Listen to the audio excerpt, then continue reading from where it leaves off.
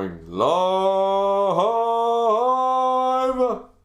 I assume we're live. Welcome, ladies and gentlemen, boys and girls, children of all ages. I'm stealing King of Lightning's intro. Whatever. All right. So, we're in a live stream right now with a chapter that has yet to drop. My first time doing one of these things. You know, you see a lot of Twitch streamers do this sort of deal, you know? They sit back, they're like, all right, let's wait for the latest One Piece chapter. Let's wait for the latest, I don't know, My Hero Academia chapter, you know? You see those people. They're sitting there, they're waiting, and we're going to do a 6-hour stream. We're going to wait till midnight to see what's going on.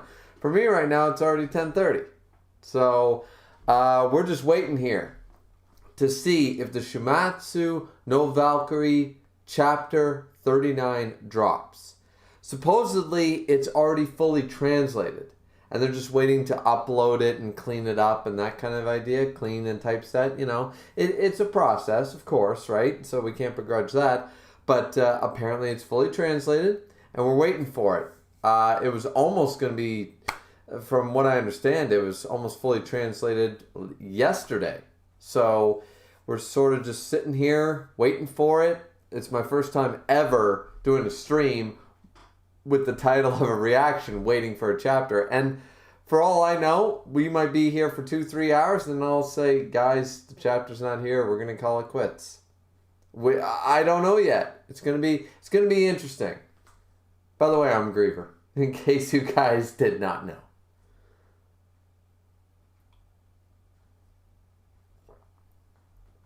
So let's see what the chat's saying. The chat is already booming here. We got Solar Warrior in here saying, yeah, I can't find where chapter 39 is. It's not out yet. That's the point.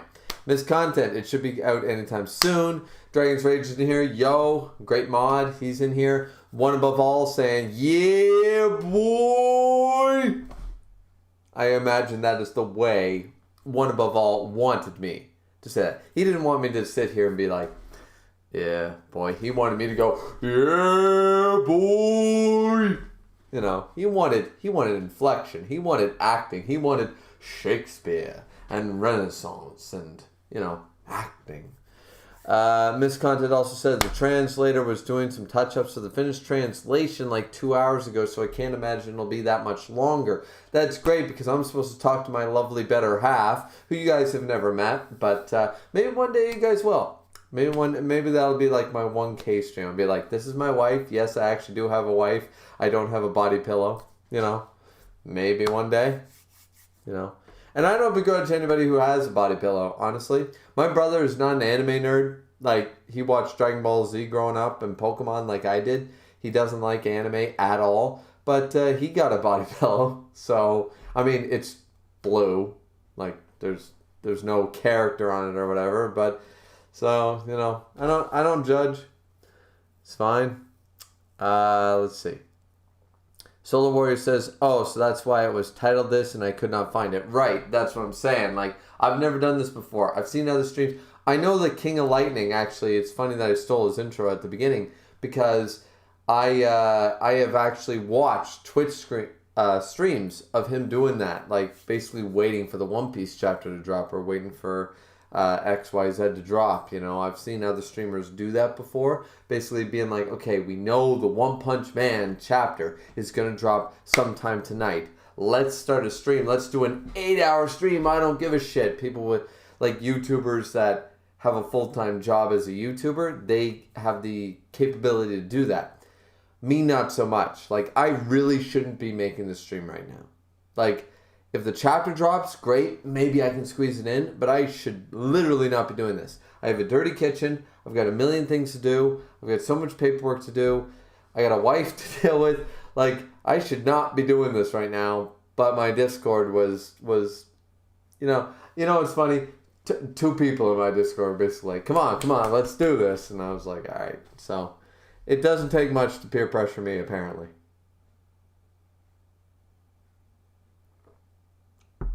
So, yeah, Dragon's Rage says, Raiden stands unite. I'm not standing either player in this fight. Not at all. I really don't care who wins. This fight, is the most disappointing fight of the whole series. I'm just going to come out and say it. Is that a popular opinion, an unpopular opinion, a gray opinion? I don't know. But either way, for me, this fight is not fire. One says, I just hope the translations are done by the good translator team and not the other. That's true. Miss Content says, it is. It's a normal group doing it. Perfect.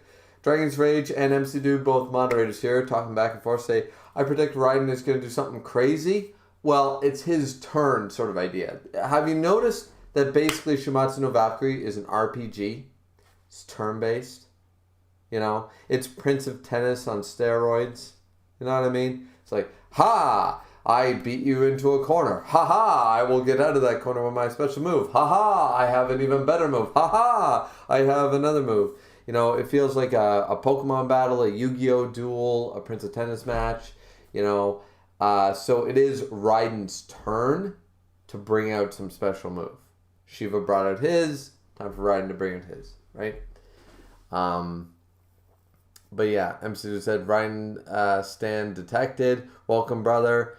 Dranger said, yo, MC. The one says, Viv and the other Shiva stand might come soon. Bob Eager is in here, says, yo, hype. The hype is real. The hype is here. Solar Warrior says, yeah, I don't care for these powers of the characters either. They're not interesting to me. I won't say they're not interesting, but I just don't have a horse in this race. That's the best way I can describe it. MC Dude says, yeah, this fight's been a little slow, which is weird because the series is all about getting right down to the throwdown. Exactly. Maybe they sort of went for the... Like, and I talked to you guys about this, so I know I'm goddamn right. Remember when I said about the Herc versus Jack fight, right? I was like, we had the epitome of fights. Zeus versus Adam, right? We had the epitome. We had the top tier. Then we went for the emotional. We went for the long, drawn-out, emotional, tactical fight. Trying to make this fight. That's why I don't begrudge this fight. I don't love this fight, but I'm not mad or like disappointed or like, yeah, this chapter's a 3 out of 10, a 2 out of 10. This chapter sucks. Raiden versus Shiva is not nearly as good as the other fights. The reason you don't do that is because, and I know I've talked to you guys about this before in reviews and on stream, is that you had the epitome of fights, then you had the best emotional fight. You don't try to top that as a mangaka from a storytelling perspective. You don't try to top your best moment with another moment. Think about the best moments from any movie you've ever watched. Think about the best moments in Lord of the Rings. Think about the best moments in Star Wars. Think about the best moments in One Piece. Think about the best moments in Bleach, Naruto, whatever you prefer. Think about those best moments. Were they then preceded in the next 20 chapters or next 20 minutes by another hype moment? No, of course they weren't. Because that moment was meant to make you go, wow. And you're supposed to just be still in that wow moment for the next 20 minutes. They're not trying to make you do that, right? You can't keep topping the hype. Because if you keep trying to top the hype, you'll crash. And it's not like a slow burn. It'll be a boom, down back to the middle. You were on Mount Everest, you're back down. So that's why they do that stuff.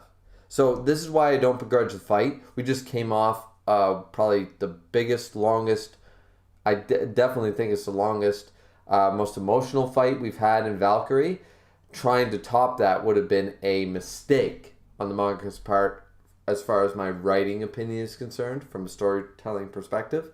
So, yeah.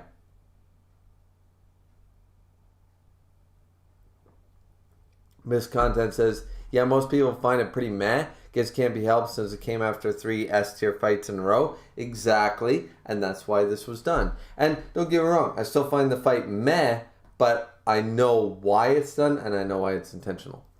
Dragon Church says, hey, Griever, let's wait till the fight's over to decide if it's disappointing or not. As I said, I never said... I might have said that. I won't go on record and say I never said this is a disappointing fight.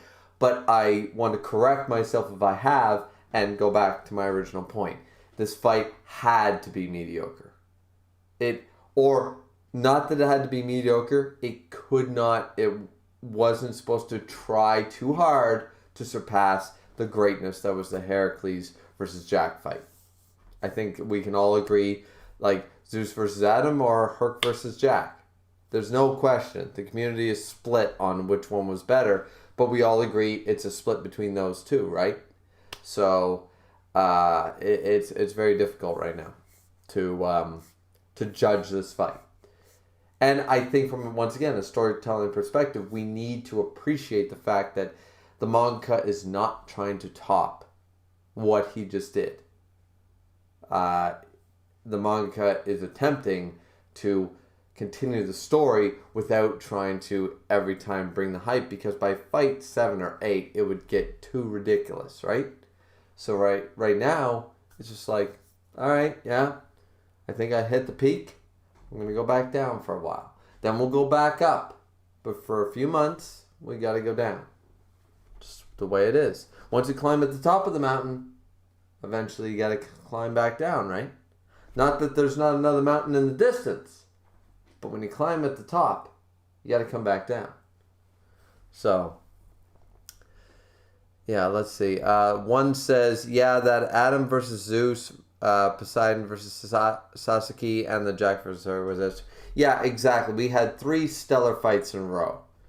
And it just kept getting better. Like Adam versus Zeus. Poseidon versus Sasuke, great human win. I was happy about that. The first human win, that was a big deal. I love my samurai. I love my, dual wielding. Anybody who knows me, every RPG I play, I'm like, can I dual wield? They're like, no. What's the point in playing that game?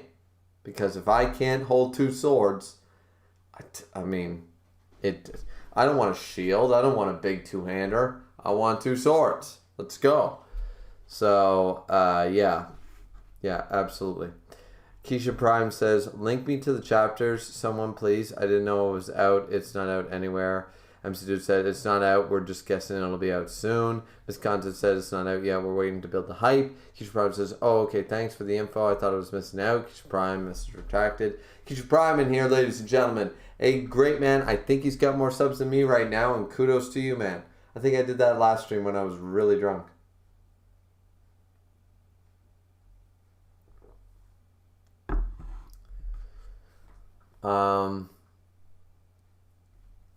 Solo Warrior said, basically when everyone is special, no one is, but replace special with hype. Fair point.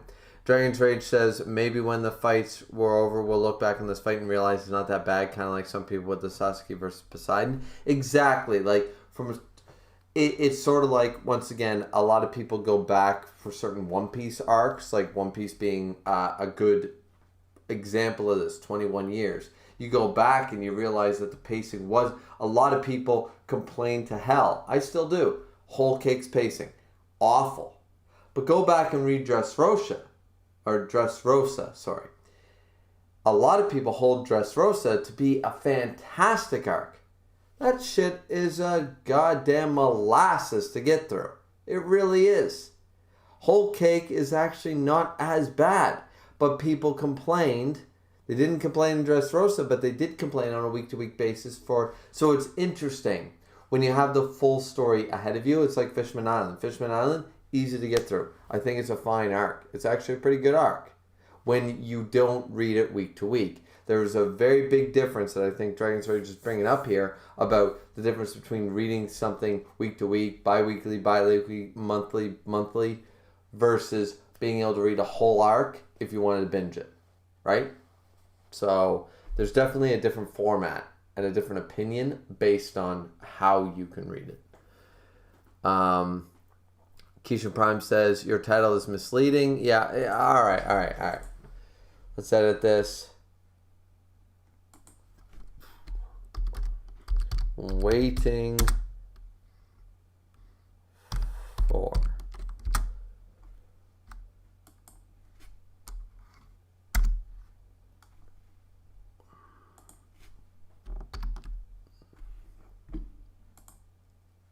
There we go. It says, live Griever stream featuring Waiting For, in big bold letters, Shuumatsu no Valkyrie chapter 39 reaction. There we go. Keishan, did that make you happy, my friend? Did that make you happy? Bob Iger in here says, Griever, who do you think will fight last? Honestly, I don't think we'll get to the last fight. So, who's going to fight last before the last fight is considered? I mean, if this goes all the way, once again, I think it's going to come down to the fact, like, Brunhild is going to be the last Volend. That's a fact. Brunhild is going to transform herself into the last Volend at the conclusion of this manga. I'm firm stance on that thus far from what we've seen. But coming into that point, once again, I believe that these fights will be interrupted around fight 10 or 11. The backstory, the things happening in the shadows will come to a forefront, and there'll be some, you know what I mean? I believe that's what's going to happen. So who will fight in the last fight?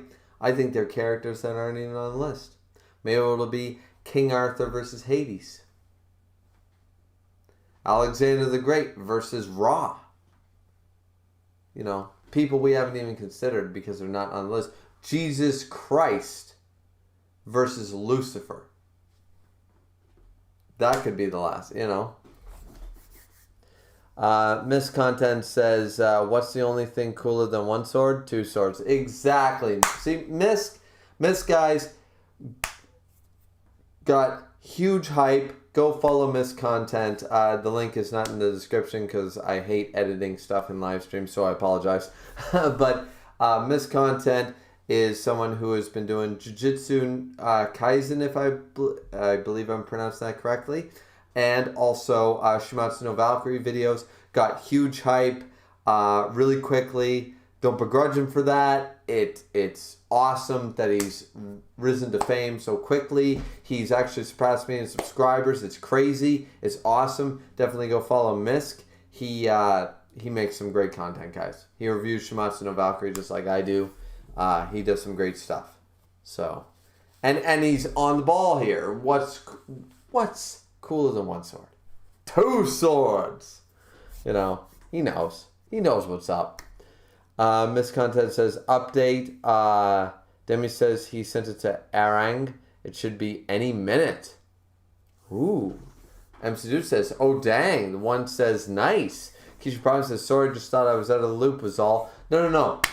I just copy and pasted my original title. And once again, guys, I have like 12 or 13 people in here and only 4 likes. What's wrong with you, folk? What's wrong with you? Give me those damn likes. Give me those likes. You know how many dislikes I take when I bash Naruto, Attack on Titan, any of those things that everybody fucking loves? You know how much flack I get? How many dislikes I get?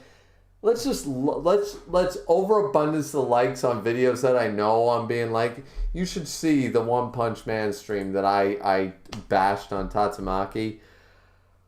Oh, ladies and gentlemen, let me tell you about that one. But yeah. Let's hit that like button. It's not that hard. You hit watch. Let's hit like. Why not? And hit subscribe while you're here. Maybe you don't like me. That's fine.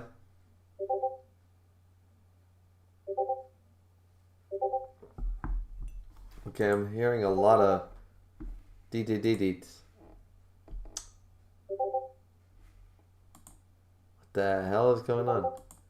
Oh, is those likes coming through or something? I don't know why I'm hearing the ding ding from Discord. Weird. I did get a few likes, so you guys did listen. Thank you very much.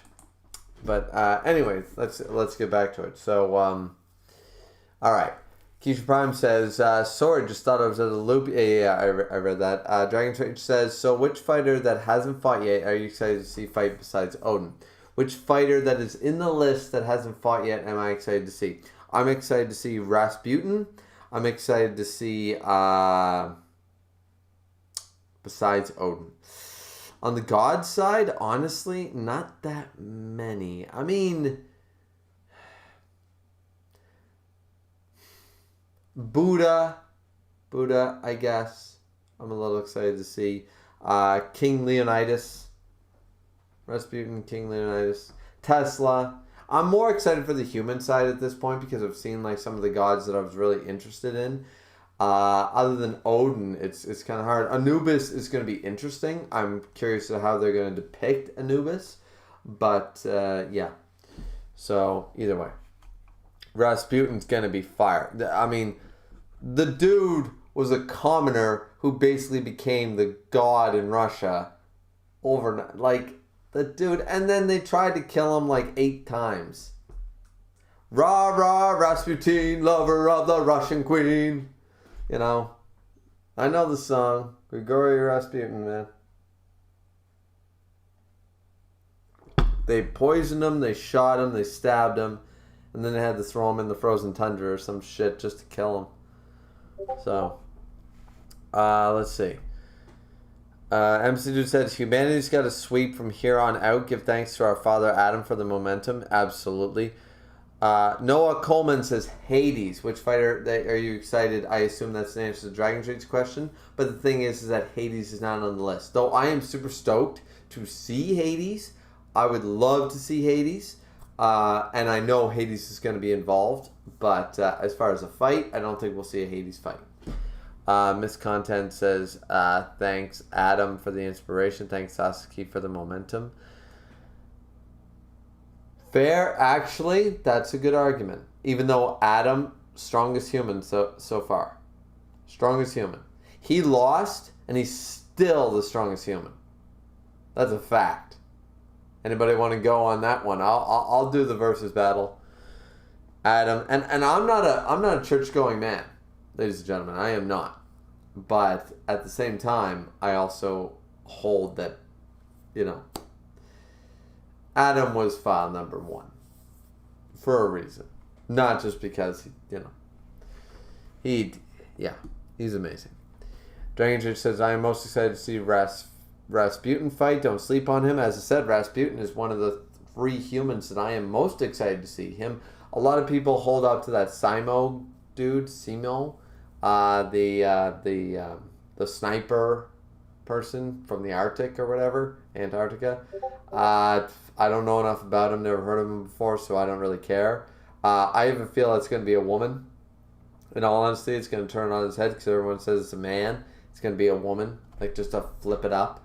But I with no Alexander the Great, and no Arthur, I'm going with King Leonidas and Rasputin. One says, wait, wouldn't Jesus count as a god? Because is that just God in a human form? Yeah, no. I was saying that. Oh, what did I say? I said Jesus versus Lucifer. No. Technically, see, that would be the thing. Heracles is a god. So is Jesus. So where do you draw that line? Jesus is God in human form. He died. They crucified him. He bled. He could eat. He could sleep. He married Mary Magdalene, and the Da Vinci Code is absolutely right. I don't care what anybody says. And, so Jesus as a, you know what? Let's get Moses in here. God's sakes. Solar Warrior says, I'm already subscribe to Misk. Perfect. That's great. Dragon Drake says, and Misk content also reads Kengen Omega. Never heard of it. Keisha Pride says, there, I like you, thirsty bitch. Joking. Yeah. Well, thanks for the like, man. Yeah, I am a thirsty bitch. I want those likes because you know how many dislikes I get when I do a One Punch Man thing and I go, this is not the greatest manga ever told. I can name like 10 better, and people lose their minds. They are like Leatherface at the end of Texas Chainsaw Massacre, waving their signs, going, rah, rah, rah, rah. You know, and their sign says, One Punch Man is the best thing I've ever read in the world. Don't fight me, you know. So, like, and I'm not trying to shit on a lot of One Punch Man fans. There's a lot of One Punch Man fans that are legit, but there's also a bunch of Trump supporting. Nah, I'm not going to go political on that. But there's a lot of stands that go too crazy. It's just like the Demon Slayer thing. Before that, it was Attack on Titan. You guys know what I'm saying. Like, anybody with half a brain understands what I'm saying. It's like when something grabs the niche of the community and it's the hype thing when you take a step back from it, it's like, okay, yeah, but I see the flaws. Like One Punch Man's story is not that great. One Punch Man's art and characters are 10 out of 10. But the story is not complex. It's pretty basic. No more basic than any other shonen or seinen manga. Like, it's not any better or worse than any cookie cutter manga. For a perfect example, Demon Slayer, same idea. Very cookie cutter shonen, but they knew the right thing to do with the animation for the anime, and then they got a huge hype. So. Yeah, let's see. MC Dude says, if Jesus counts as a god, so would Buddha and Herc. Yeah, so Jesus would count as a god, so could Buddha and... Yeah, technically Heracles, I retract my previous statement. Heracles was counted as a god, not a human, so Jesus versus Lucifer wouldn't work. But I'm saying that Jesus could still be a god contender. Why does Ohio sound like Discord pings? Yeah, they're Discord pings, but I'm not getting any Discord pings. It's the weirdest thing. I don't even have Discord open. I don't know where it's coming from. Let's see. So, man, I'm behind. I don't know how. Like, I get 10 people in here and the chapter isn't even out. I don't know how. All of a sudden I say, yeah, I'm gonna do a stream, and all of a sudden I'm popular. God damn. Or maybe I'm talking too much.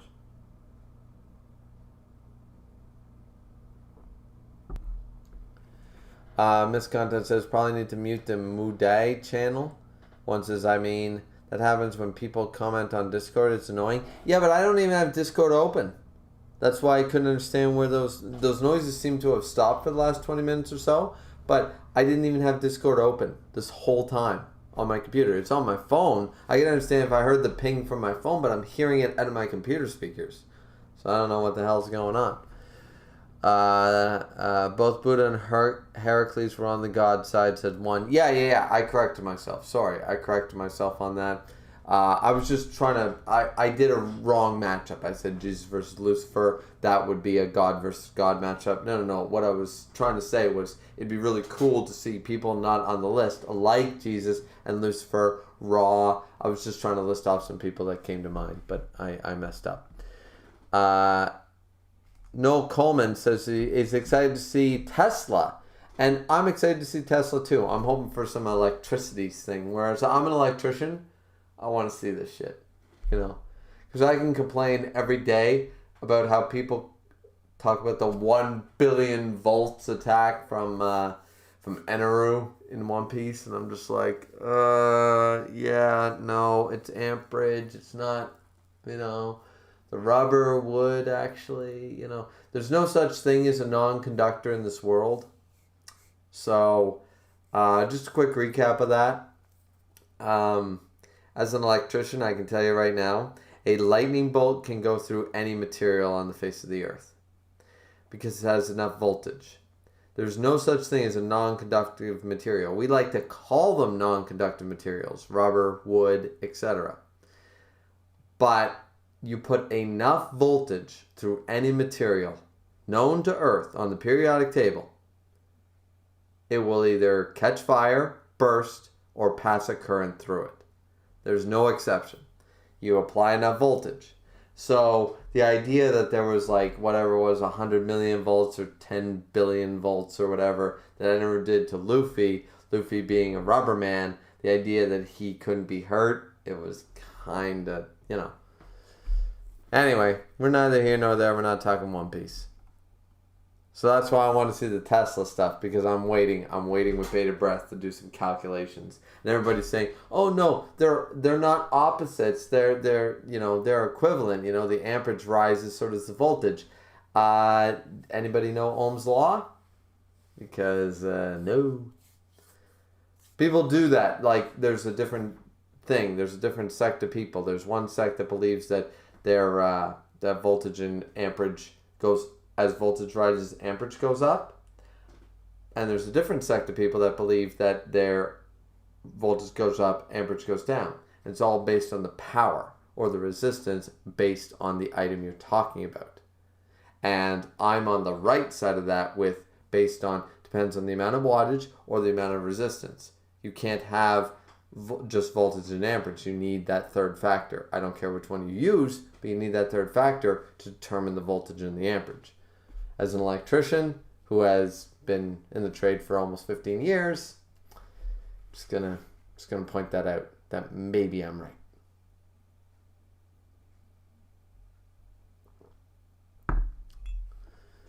Let's see.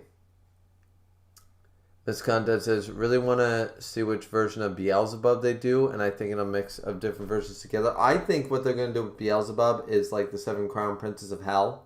I think we're going to see, like, Beelzebub is going to be Satan, Lucifer, Mammon, Leviathan, all of them in one. I feel like that's what they're going to do. Like, he's going to have 7 personalities, like a schizophrenic disorder or something like that. That'd be a new take. It'd be interesting. But that's what I'm calling right now. Dragon Rage says, when they did kill him, they didn't kill him. Yeah, with Rasputin, yeah. Dragon Rage says, I think Rasputin could beat Adam on the fact that Rasputin's durability is most likely higher. I mean, no. See, Adam's strongest human until I see otherwise. I'm not betting on anybody on that list. I'm not betting anybody on that list. Because there's Adam. Bob says Leonidas, powerful as shit. I can't wait to see that dude. Because Alexander the Great and King Arthur aren't there, Leonidas is the dude I'm saying is going to win. He's going to win a fight. Leonidas ain't losing. One says only reason he died was hypothermia, not even the bullet poison, drowning, little fucking died because of hypothermia. I mean, when you're bleeding out, you have to remember hypothermia acts differently when you have an exposed wound too, because it will get into your bloodstream quicker and cause you to, yeah. So, yeah, are you calling him a bitch? Because, like, Rasputin ain't no bitch. I'm pretty sure, like, I think pretty highly of myself. You guys all know this. I mean, look, I have a ponytail. I have a ponytail as a white male. Like, seriously, in this day and age, how much more fun do I want to be made of on the internet by going live on YouTube, a man with a ponytail who has thin hair? How much fun do I want people to make of me? And I'm telling you right now, I must think very highly of myself based on this fact. You're telling me a bullet, poison, and drowning, like, and being stabbed. He was stabbed. He was stabbed too. I'm not confident I'd survive all that in like a single 24-hour period. You know, like, I'm not confident that if somebody shot me, I'd live to see tomorrow. So, you know. One says, wait, Griever, have you seen Kengen Ashura? Nope. Fanboy says, a third of the way on subscribers. Fanboy 1000. Yeah, when we get to 1000, you guys can see. I'll bring my wife on stream, sure, why not? I'll convince her. She'll probably only be here for 5 minutes. Sort of like Tekking's mom shows up, you know, when he calls her here. Like, hey, Mom, the people want to see you and stuff. And you guys can make a bunch of lewd comments. She might read them, she might not. She'll call you a bunch of thirsty cunts and walk away, you know.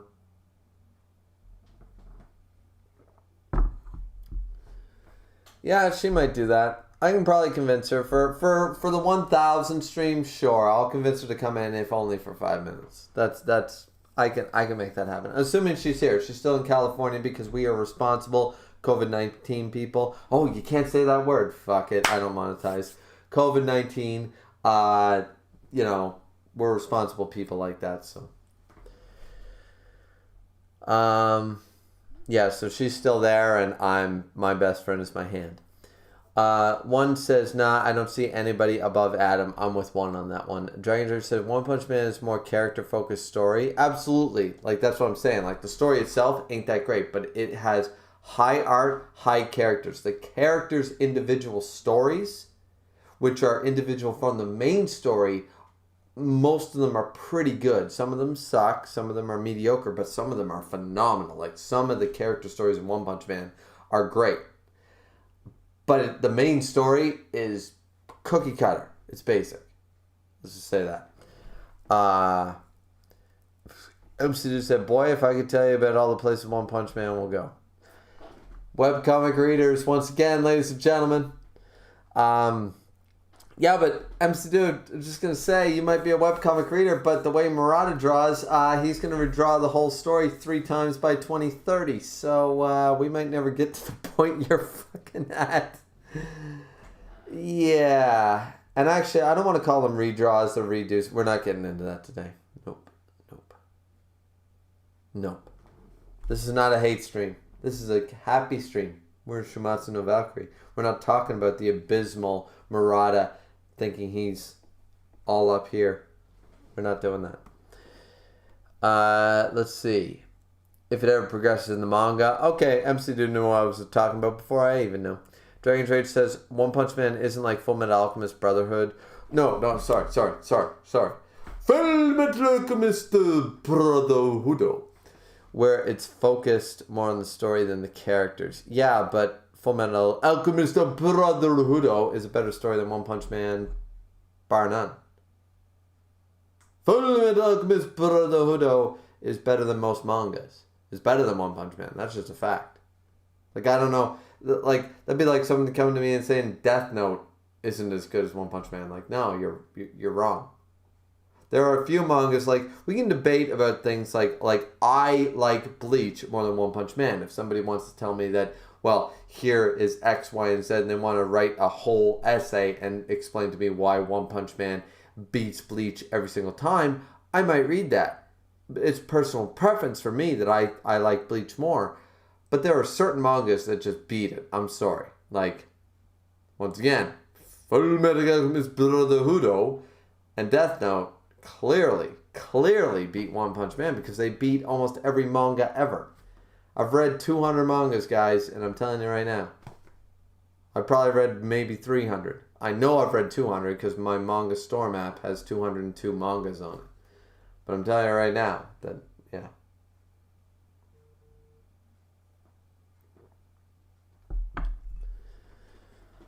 Let's see. Dragon's Rage said, not saying Full Metal Alchemist doesn't have great characters, which they do, yeah. Also mentioned Wrath and Record of Ragnarok. Oh, okay. Wrath, that would, yeah.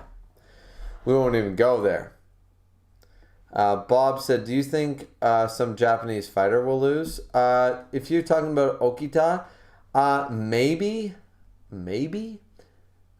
But I think he'll win. I think out of the current fighters, I think Rasputin, Leonidas, and Okita are almost a sure thing. I think they're going to win their fights.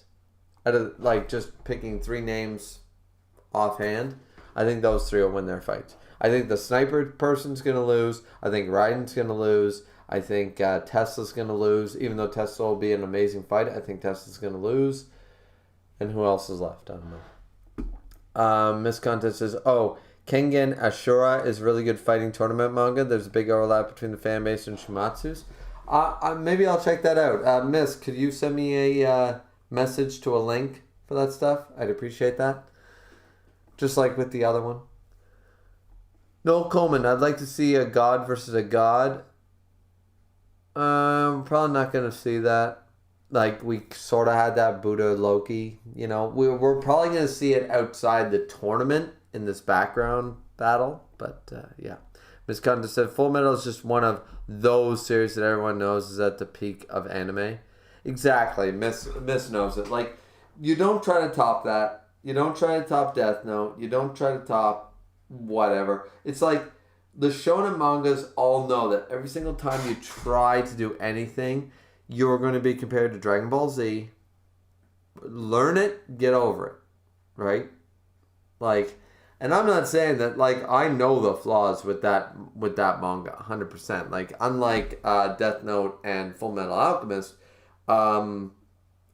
Dragon Ball has a lot of issues, but so many times it's impossible to not see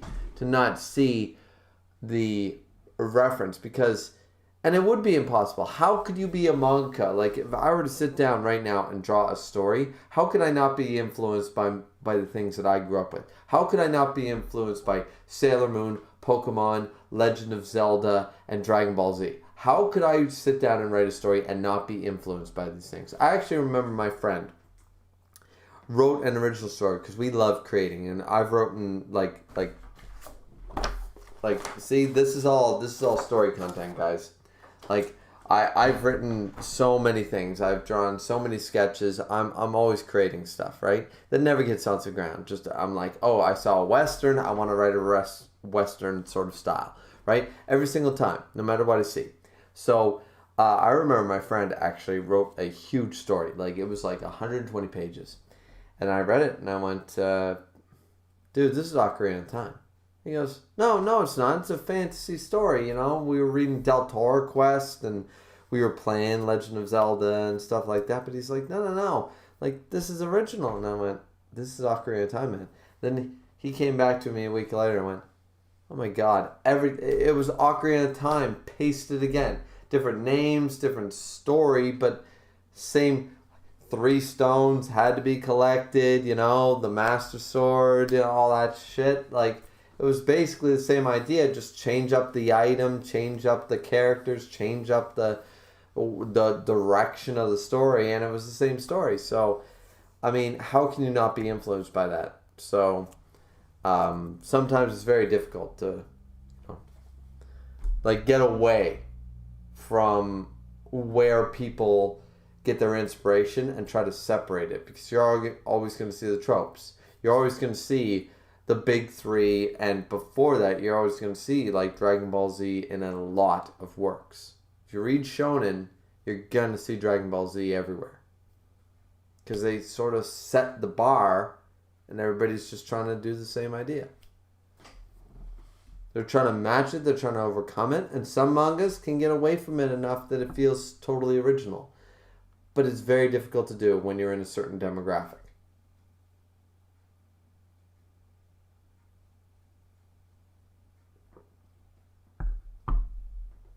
One said, lol, One Punch Man would do nothing to Bleach.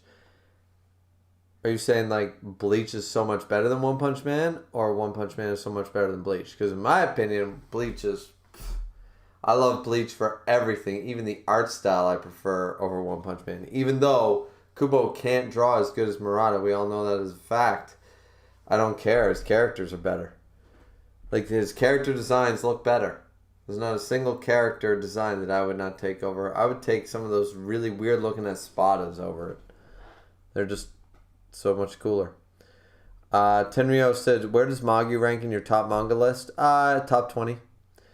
Solar Warrior said, just preference, but God of High School, I assume that's what you're talking about, is my favorite, even if it's not a manga, but a webtoon. I read a few webtoons, but they're mostly romantic comedies. So I don't read like Solo Warrior, Solo Leveling, whatever it is. I don't read God of High School. I don't read whatever, the Tower of God. I read, I don't read the fantasy ones. Dragon said, I didn't say One Punch Man is better than Full Metal Alchemist Brotherhood. I like One Punch Man, but not that much God. Yeah. Sorry, Dragon Rage. I didn't mean to put you on the spot there, bro. MC Dude says, Buddha is prime for God versus God action. Exactly. Miss Contest, it's out. All right, it's out. Whoa. It's out. All right. So, guys, this was not a waste of a stream. This is not a waste of a stream. We got 10 people in here. We are good to go. All right, so I got to catch up. I got to catch up with this shit. I got to take a piss. Then we're good to go. Let's see. Miss Contest says the Dragon's Rage. The one flaw in Full Metal Alchemist is that the final villain is weak character-wise. Wrath would have been way better than the final villain. Yeah, no, I think the Dwarf in the Flask is a perfect final villain. We'll discuss that later. Dragon just says, wait, it's out. MC just says, where? Oh, yeah. No Coleman. How big is heaven or the mortal realm? Who knows? Who cares? One says, Bleach is more powerful, whatever. Yeah, Bleach is better. Bleach is better than One Punch Man. I said it. Flame me in the comments. Miss Conda said, you've been pinged with the link on the server. Thank you. Keisha Prime said, it's out, but it's behind a timer wall. Solar Word said, not for me. MC said, I'm on the page. It's just not loading pages. Keisha Prime said, I'll be back later. Keisha Prime is going to be out here trying to make a video before I get my reaction out. That man is fire. He's a bitch, but he's fire at the same time. Love this man. He knows what's up. This dude gets reactions out. When we were doing 7 Deadly Sins together and we were doing podcasts together, he would get his reaction out before me every time. Whether it was One Piece, whether it was 7 Deadly Sins, this man, he knows what he's doing. Okay, we're all caught up. MC Dude said now it's working. Sorry guys, but before we even start, because I know I'll read like 2 pages and need to take a leak, I'm going to take a leak, then we're going to get into this. We're going to get into this. I'm sure my wife has already texted me and saying, do you want to talk? But right now I'll be like, no, Record of Ragnarok, Shuumatsu no Valkyrie is here, baby. And, I mean, I'm sorry. Marriage, Shuumatsu no Valkyrie. Marriage, Shuumatsu no Valkyrie. Looks like Shuumatsu no Valkyrie won the day. All right, let's go. Keisha Prime said, I'm not a bitch. Yo, the bitch. Lol. I accept that. All right. Be right back. I better mute shit. You know, last time, everybody heard it. It was awkward. Not for me, for you.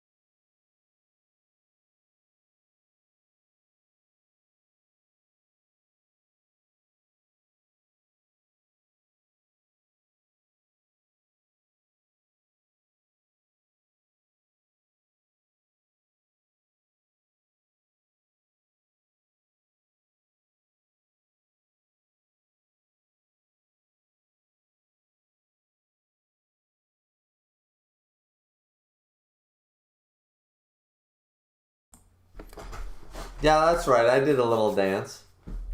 I made a little love. I got down tonight. Ooh, ooh, ooh. I got down tonight. Ooh, ooh, ooh. I know what I'm frickin' doing. Or not. I'm insane. Alright. What is with this strand of hair? The strand of hair just like, look at this. Look at this wispy thing. Like I'm an anime character. Like I get some random... You know, if I was gonna be an anime character's hair, do you think my hair would look like this? Like some disheveled, greasy mess? You think I'd come up with something a little better, right? Like, well, if I were to design, like, look at this thing. It's just out here in Netherlands. Whatever. All right. So, point is, ladies and gentlemen, boys and girls, children of all ages, we are here to read Shuumatsu no Valkyrie. Record of Ragnarok, chapter 39. That's assuming that the link even works. This is gonna be fun. All right, let's check it out. Let's open up Discord. That piece of shit that somehow made pings in my stream without me knowing it.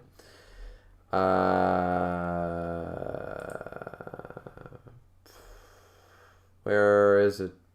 Boys and girls. There it is. All right. Shuumatsu no Valkyrie. Okay, these are big full page. They're a little blurry because they're like full page, but we have chapter 39, Forbidden Move. All right. Again, check the chat really quick, but we're starting. We're starting, ladies and gentlemen. Okay, yeah. Can't wait. I already brought another beer, guys, just in case you're worried about that. Don't worry.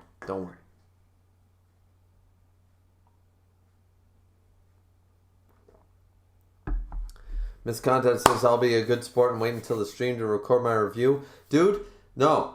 after this, during the stream, after the chapter is done, we gonna talk. You better be ready in Discord because we're gonna have a chapter discussion after this. We're gonna make this shit happen. Wave of Manga says, "Oh, where did you get the chapter?" It's right now. Where am I getting this? I just got a link, man. I don't know. Join my Discord, man. The link's in the box below. That's all I can say. Somebody else direct me to the chapter. I don't know. I'm not that nice a Canadian. Vib says, "Wait, we're starting now?" Damn right we are, dude. The chapter's out. We're going. It's page 1. All right, I'm done. Vib said, "Guess I wasn't late." No, man, the chapter wasn't out. The chapter literally dropped like 2 minutes ago. I was doing everyone wanted me to do a stream regardless whether the chapter dropped. So now we're here, and we just so happened the chapter dropped. So here we go. Yeah, and I keep playing with my hair because I'm a diva like that, you know. I'm a goddamn diva. It's what I do. So, yeah. And Miss Content says, the review can wait. Exactly. You know, if I'm going to piss my wife off anyway, it might as well be worth it, right? So, let's do this. I got my battle ponytail going. All right, let's do this. God damn it, I look like a greasy version of Johnny Depp, except whiter. All right, let's do this.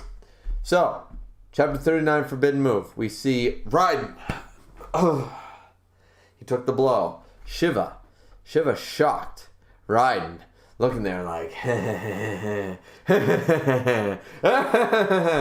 All right. Let's see what's next. The hell? He's smiling, laughs the gods, I assume. Did the destroyer finally break him? The human side is saying, he's strong. I can't take this. While most of mankind despaired at its overwhelming inferiority, those men who had clashed with Raiden Taemon in the ring stood defiant. And we see all these sumo wrestlers being like, yeah. Like, sumo wrestlers with guts with abs. Makes no goddamn sense.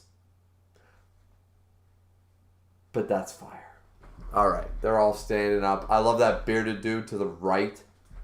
You know, he's just like, yeah, I got better abs than anybody. I didn't need to have a beer gut. I was good as a sumo wrestler without it. I'm just big boned. I'm good to go. You know, this dude knows.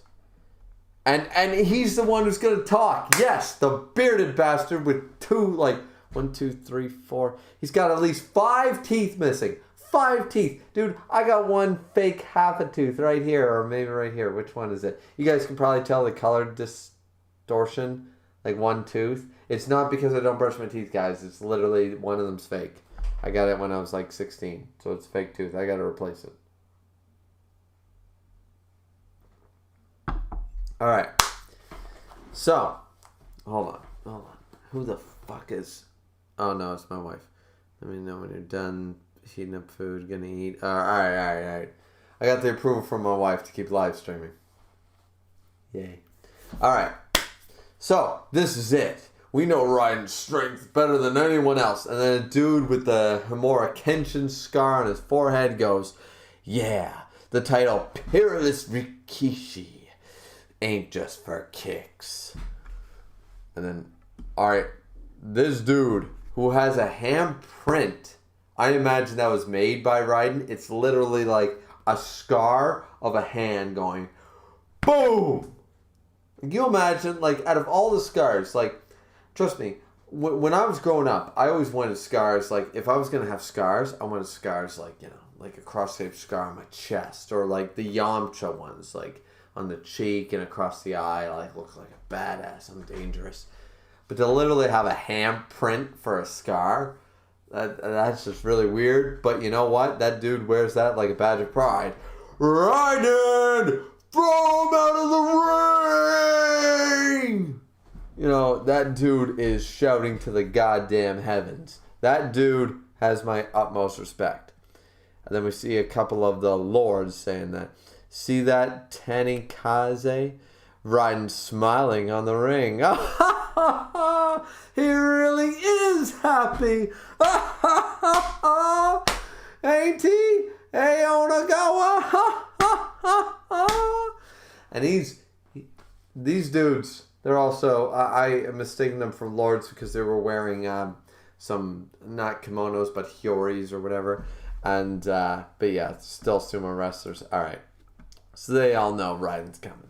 He's coming in clutch. And I called this before the stream, like during the stream and before the stream started. I already called this. I said, we already had Shiva doing his ultimate move. So now Raiden's got to make his comeback. Next chapter is going to be who's going to win. Chapter 40 is going to be the conclusion of the fight. Probably do a live stream then as well. But right here, we're going to see Raiden do his ultimate like moves and attacks. So this is going to be really good.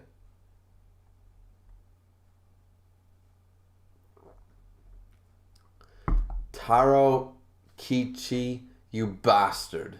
You finally got it. You can finally go all out. And we see him. He's standing there like he's being crucified. He's ready to go.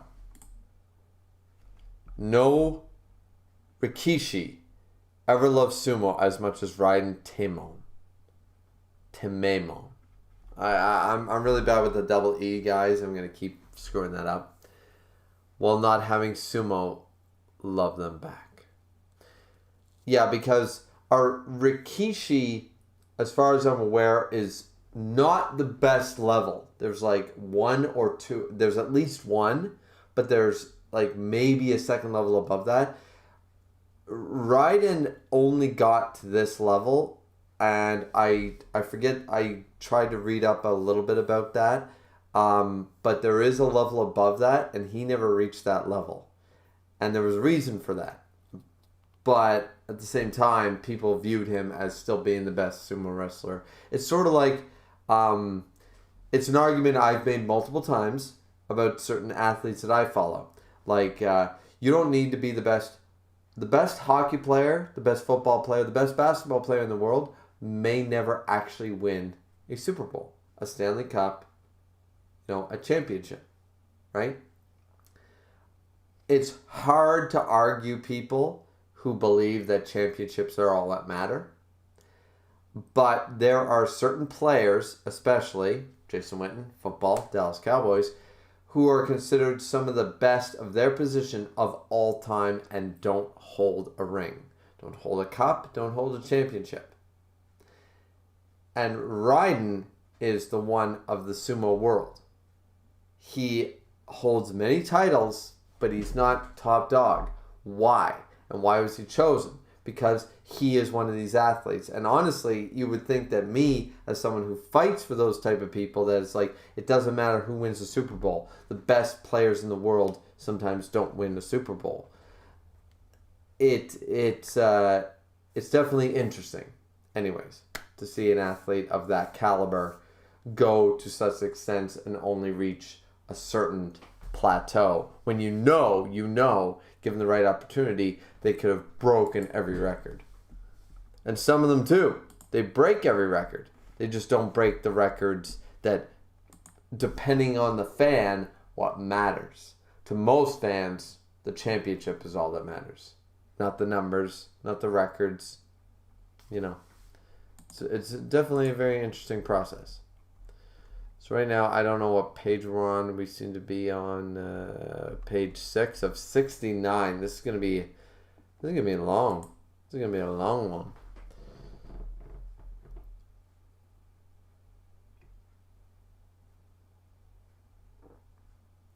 Solar Warrior says, at Wave Manga, go on Griever's Discord and the link for the chapters in the general chat. Vib said, Rashiki literally just means sumo wrestler. His rank was Ozeki, the one just below the highest, Yokozuna. Yeah, right. I knew. Okay, Rikishi means sumo wrestler. Sorry, I thought that was the rank that you're talking about, the Ozeki. I knew. I read enough about him, very generalized, to know that he was one rank below the highest a sumo wrestler could reach. Okay, so yeah. Anyway, Dragon also says Raiden putting in the work. So either way, we have him on it looks like a farm, sort of area. Keep going, you're still in it. Come on, that's it. All right, so we're seeing young boys doing sumo wrestling. And some dude with a ponytail throws the dude down. This is Ga. And then we see Tarokichi, which would be Raiden. Age 5. And he's just sitting in the crowd, sitting there like a little boy, staring. That's 7 in a row. Who's next? No way, you just can't be beat, Torja. Wow, what? No one wants to try? And then, huh? Want to give it a shot, Tarokichi? Sure your body can handle it? Yeah! And the little kid's so excited, and he jumps up. So, alright. A lot of people called this, I called this. People thought that we sort of got Raiden's backstory. We didn't really get it yet. We needed the backstory to show how powerful he was. Like, we got half a backstory, but not the full thing. So we knew after Shiva's backstory, we needed to have this chapter with his backstory. Chapter 40 will be the end of the fight, or 41. But I think it'll be at the end of chapter 40. We'll see the end of this fight. But yeah, so here we're going to get a bit of the Raiden backstory. But with 69 pages, chapter 40 looks like the conclusion of the fight to me.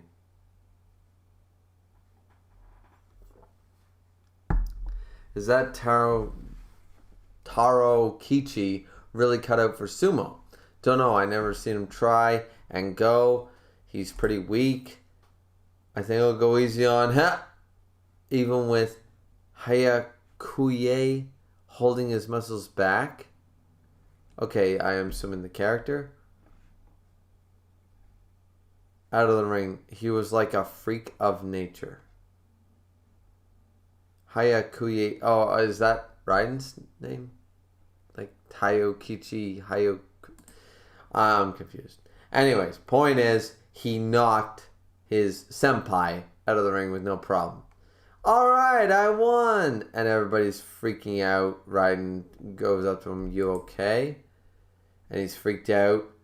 You know, of course. Eeg, what the hell are you? It's a monster. They run away from him. They call him a Daidara Bachi. I assume that's some type of demon.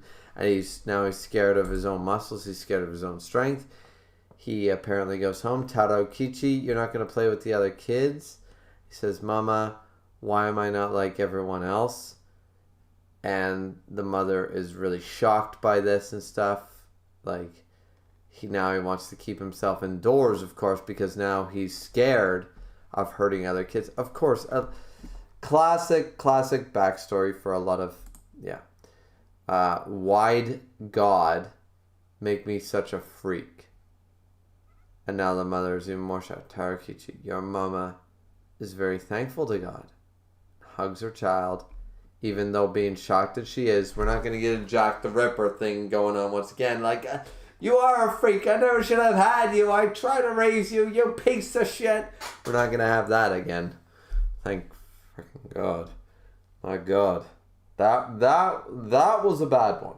That was, like, Jock having this totally, completely, absolutely reprehensible mother. In the whole dynamic, it was just abysmal. It was repulsive in nature. It really was. It was terrible.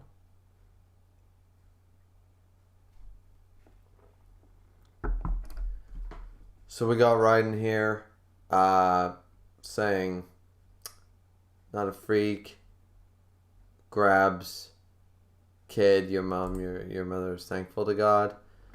Raiden is just sitting there questioning her. When you couldn't stand up, went to the trunk. Oh, right, because remember his body. Remember his body type. Remember what happened to Raiden's body. When you couldn't stand up, we went to the shrine so many times and prayed to God. Please give this child the ability to stand on his own feet and let him grow up big and strong. And now, you've gotten so big. See, that is a mother's love. And look at her. She's crying. Tarokichi, God loves you. This is heartwarming. This is nice. Your power is a gift from God, and your mama is so proud of that. So please use that power. That's yours and yours alone for the good of the weak. And Raiden hugs his mother for the good of the weak.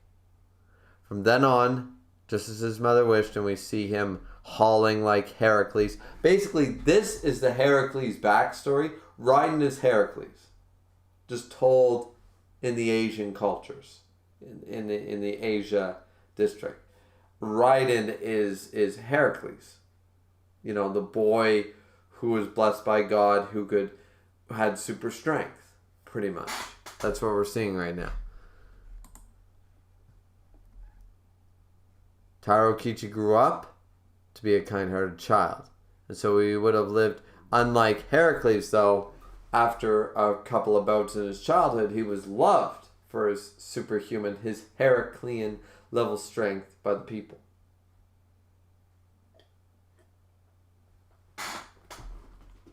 Interesting. Then, however, 1783 happened. The eruption of Mount Asama. I assume that is a volcano in Japan. Or is Raiden's Japanese, isn't he? Disaster struck and changed his fate forever. Volcanic ash wiped out all the crops, and plagues and famine struck the whole Shinano province, leading thousands to starve to death in what would later be known as the Great Tenmei Famine. And we see Raiden there, seems to be a young adult, unable to do anything. Mama, Mama, please, I'm so hungry. Mama, wake up, wake up. And we're seeing a child without an eye shaking a dead mother who might have starved to death, might have been killed by the volcanic. And we see Raiden looking on. My power is for the good of the weak. So what's he going to do?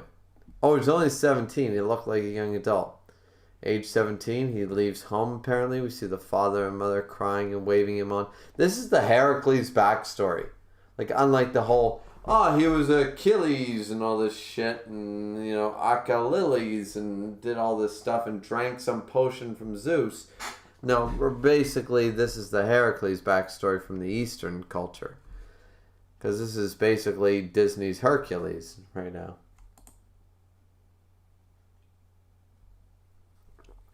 I can go the distance,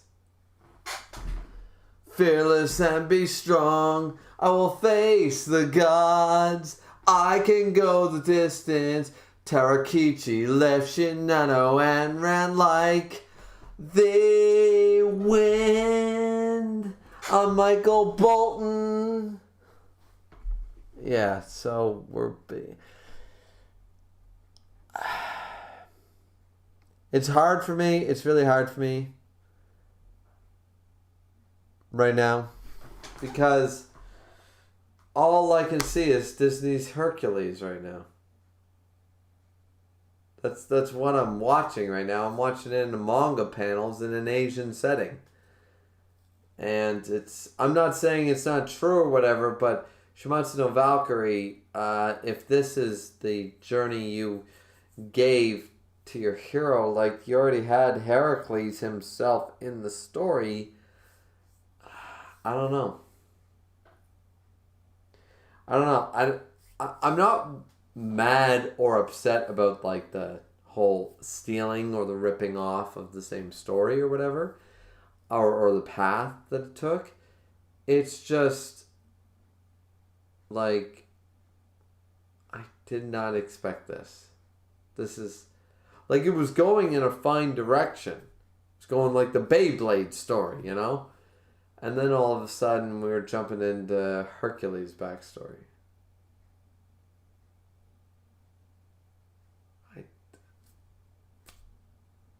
I don't know. I'm gonna check the chat right now because I feel like I'm not here for this. I'm not for this. Really not. So yeah, let's see what the chat's saying. Dragon Rage says Raiden and putting in the work. MC Dude said Raiden's done almost nothing but put in work since he showed up. True. In the bedroom before his appearance, in the arena after, his best moment was in that bedroom. Dragon Rage said true. Miss Content says they seem to make the kid version of the fighters more adorable with every round. Yeah, like I gotta admit that child was fucking adorable. He says not complaining though. Hayakuhai is the Japanese name for the 100 seals containing his muscles, which were the new muscles in his body grew to stop him from exploding or something. Alright, fair enough. MC Dude also says, those brows and that hair look like a freaky on a little kid though. I guess it's fitting. Yeah, I mean, fair enough. He looks like one of the scary little kids, but at the same time, he is a scary little kid. One said, you just jealous Jack was a Chad. Jack was cool. Once again, everyone seems to think I hate on Jack. Jack was cool. He was. Jack was cool. He had some mommy issues. He had a lot of problems. Jack was really cool. It's great that he had such character development because Heracles let him kill him to win the fight so that Jack could finally heal. Heracles saved Jack by taking the L, and it was a really nice story, and it was probably one of the best fights in the series. So I'm really happy for that. Wave of Manga says I can't find it. You go to my Discord. Solar Warrior said, I understood where Jack the Ripper's mother was coming from. Her life was hell and she lost her only way out. Yeah, but she used Jack. I'm sorry, like I understand, but at the same time, no, you know what? I don't understand. Because using your child to get out of your own lifestyle, sorry, my one of my best friends told me today, said, my wife's pregnant, man, I'm going to be a dad. He said, life's going to change. And you know what I texted him back? I said, life's going to change only for the better. That's fantastic news. To see any child as a chit, as a burden, as money, as a handout, as a way to get ahead, as a +1, is you don't deserve to be a parent in the first place. And I don't understand. For dads, it's easy. I'm not trying to hate on my own gender here, but I do not understand a mother who carried the child. Guys, what do? We get on top. We think we're gods for all of 4 minutes. The woman's unsatisfied. Then she's in agony for 9 months, right? Like, let's call a spade a spade. We all think we're so great. No, we're not. I mean, I am. But, and then the woman carries a child for 9 goddamn months, gives birth to this child, and then still treats it like it's currency. That's not a mother.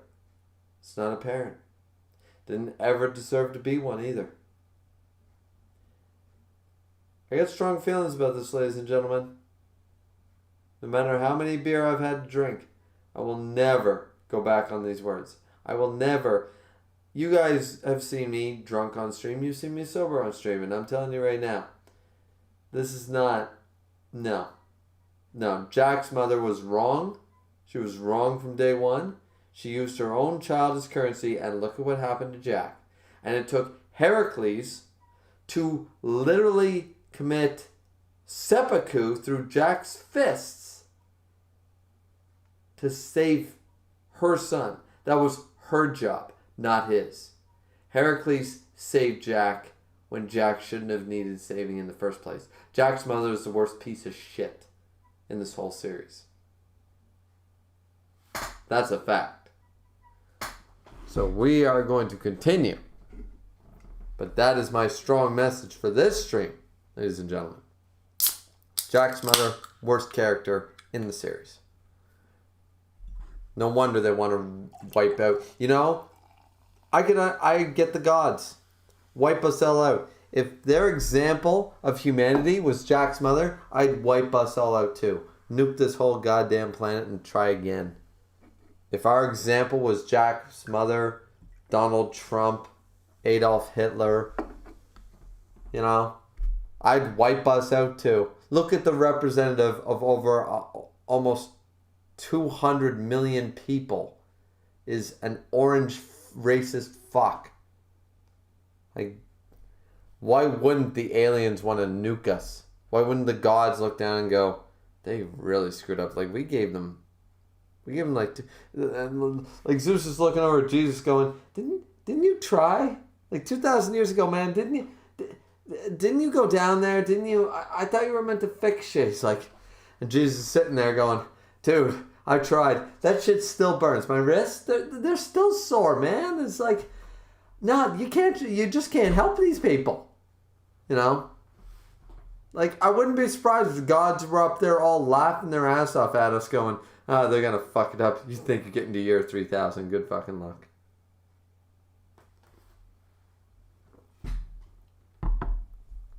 That's what I'm saying.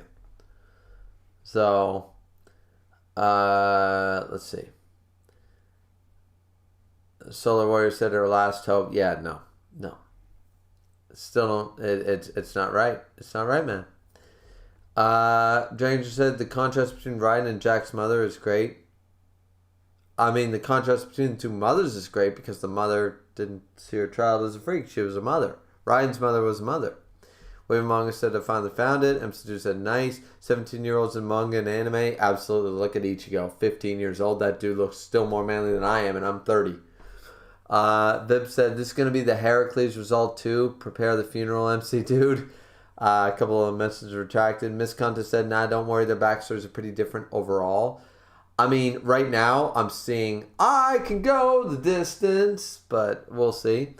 Wave manga, no, I can't find it. All right, Wave.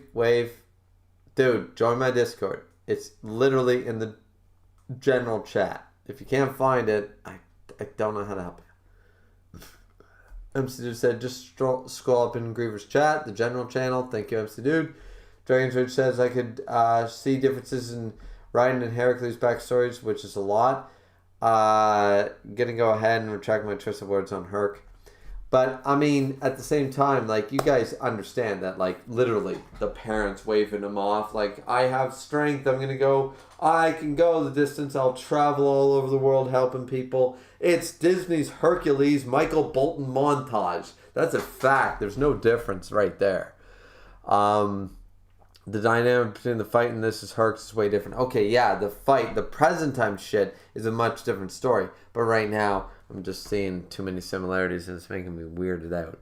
One says, 4 minutes and you think you are a god. I think you are projecting here, my boy.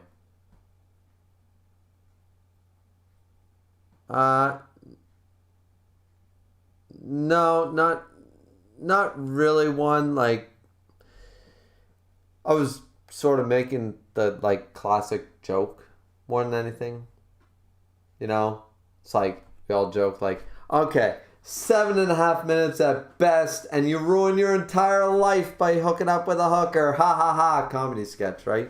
I was using the 4 minutes. I was using a short amount of time. You know, you make man jokes. I'm a tradesman, man. We all make man jokes. But every guy likes to think, what I was trying to say is every guy likes to think we're fantastic at sex. And trust me, half of us suck at it. You know? Trust me. Just go on any woman's blog. Trust me. Most men are not that great. I mean, once again, I like to think I'm that great.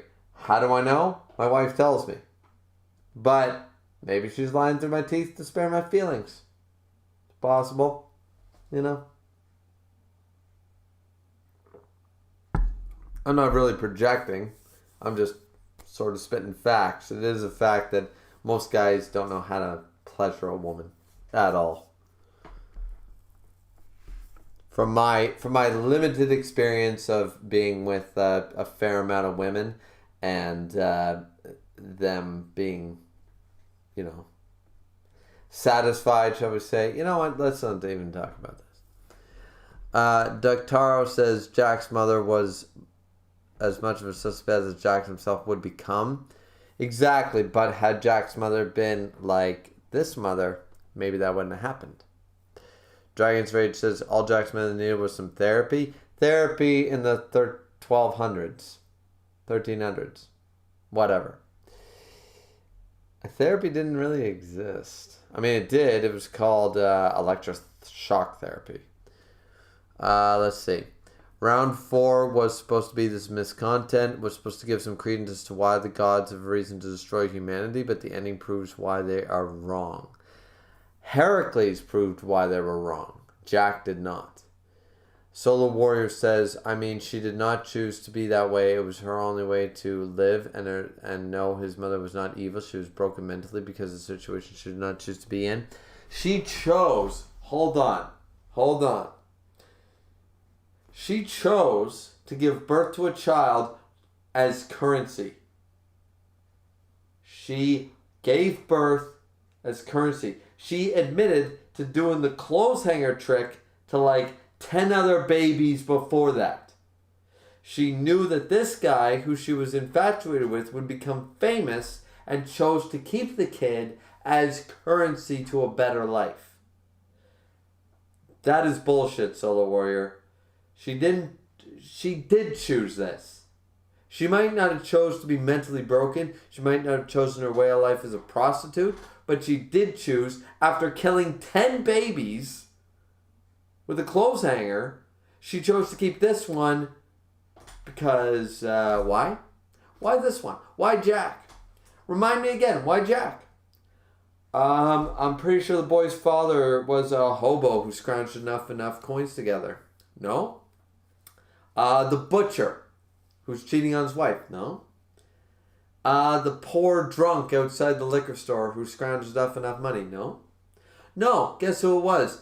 The pretty boy playwright who was going on to do greater and better things. She chose. She chose to do it. She's a piece of shit. Not changing my stance. She was evil. She was broken mentally after this. She was already mentally unstable. She shouldn't have had a kid in the first place. I mean, to take a clothes hanger to your own vagina 10 times... She was already mentally unstable before she had Jack. Shouldn't have been a mother in the first place. But that doesn't excuse her giving birth to him in the first place, right? I'm sorry. I have no sympathy. I have no empathy for Jack's mother. Jack's mother is the worst, is the most evil person so far in this entire manga. Poseidon looks better.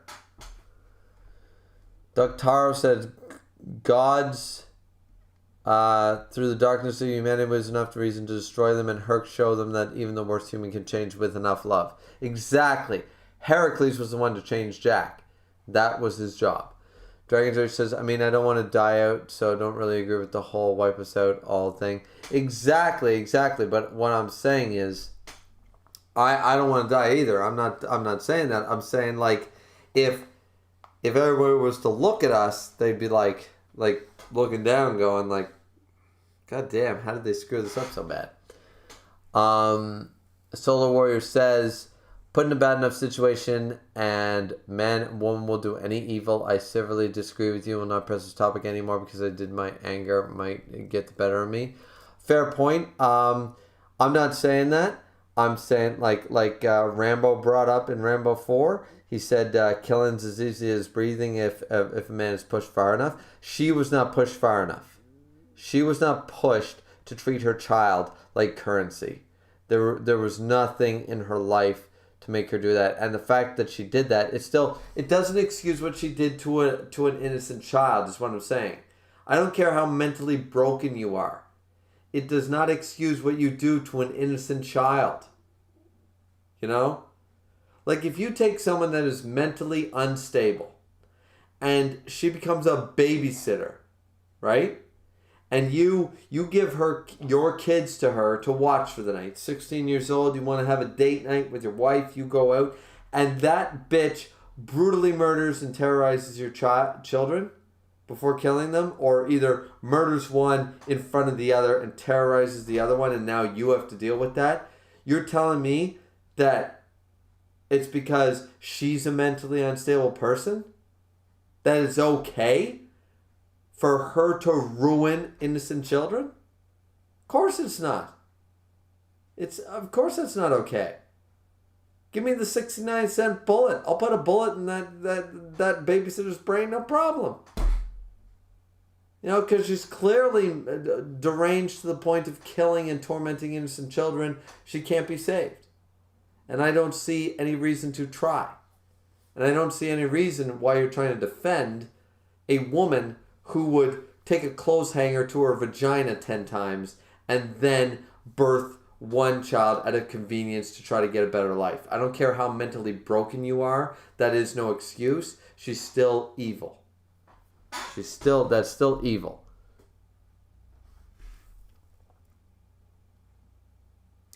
Vib said the comparison with Trump and Hitler. Where's the one above all? Yeah, no shit. I think he's a Trump supporter, isn't he?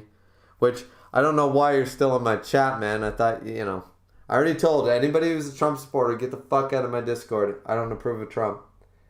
I'm glad Biden won. If you like Trump, guys, remember my wife's Latina. And if that doesn't tell you everything you need to know, then then you don't understand. Simple. Let's see. Wave Manga said, I'll just wait for when I normally get it. It's there, man. Go to the Discord. How? Wave Manga, man, I don't want to be a bitch here, but click the link. Scroll up. The link says Chapter 39 Shuumatsu no Valkyrie. It's not that difficult. It's a big text box. Man, oh man. I'm just getting frustrated now. The one says, I would prefer to be told the truth that the way you keep improving. After all, not every woman works the same. Yeah. Solar Warrior said, I want to be a virgin for life so I'll not have any of these problems. Yeah, I wanted to be a virgin too, but then I turned 13 and, life just took its course. So, Vib said, Mount Asaman is a volcano right in the center of the Japanese mainland. Yeah, I figured it was one of the big volcanoes. I didn't know. Thanks, Vib. MC Dude says, yo, you what, Solar Warrior? Solar Warrior said I was not referring to her having a child, but the prostitution. The prostitution is not a problem. The prostitution I understand and why she would be screwed up from that. My problem is her killing like 10 people, 10 children, and then having one at a convenience because she thought she could get out of it, you know, using the child as currency. And then wondering why the child becomes so fucked up. It's like, that's not fair on the child. I have sympathy for Jack's whole family, says Dragon's Race. I have sympathy for the family. I don't have sympathy for... No, I have sympathy for Jack. I don't have sympathy for the mother and father. Miss Conta said, well, this is one hell of a tangent. Yeah, I mean, I'm going off here, ladies and gentlemen. I am going off. You guys wanted me... You know what was going to happen, guys. It's almost midnight. I've been here for almost 2 hours. You knew what was going to happen if we waited for this chapter. You knew what was going to happen. Eventually, someone was going to say something to set me the fuck off, and I was going to go the distance. I can go the distance. Heracles' backstory is Ridens. Go watch the Disney's Hercules, and you will see the exact same scenes. Right? So...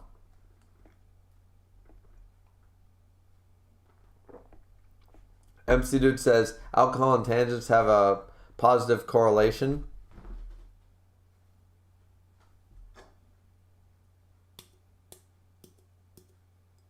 I have no idea what you're talking about, MC Dude. You have no idea about the correlation between alcohol and tangents, do you?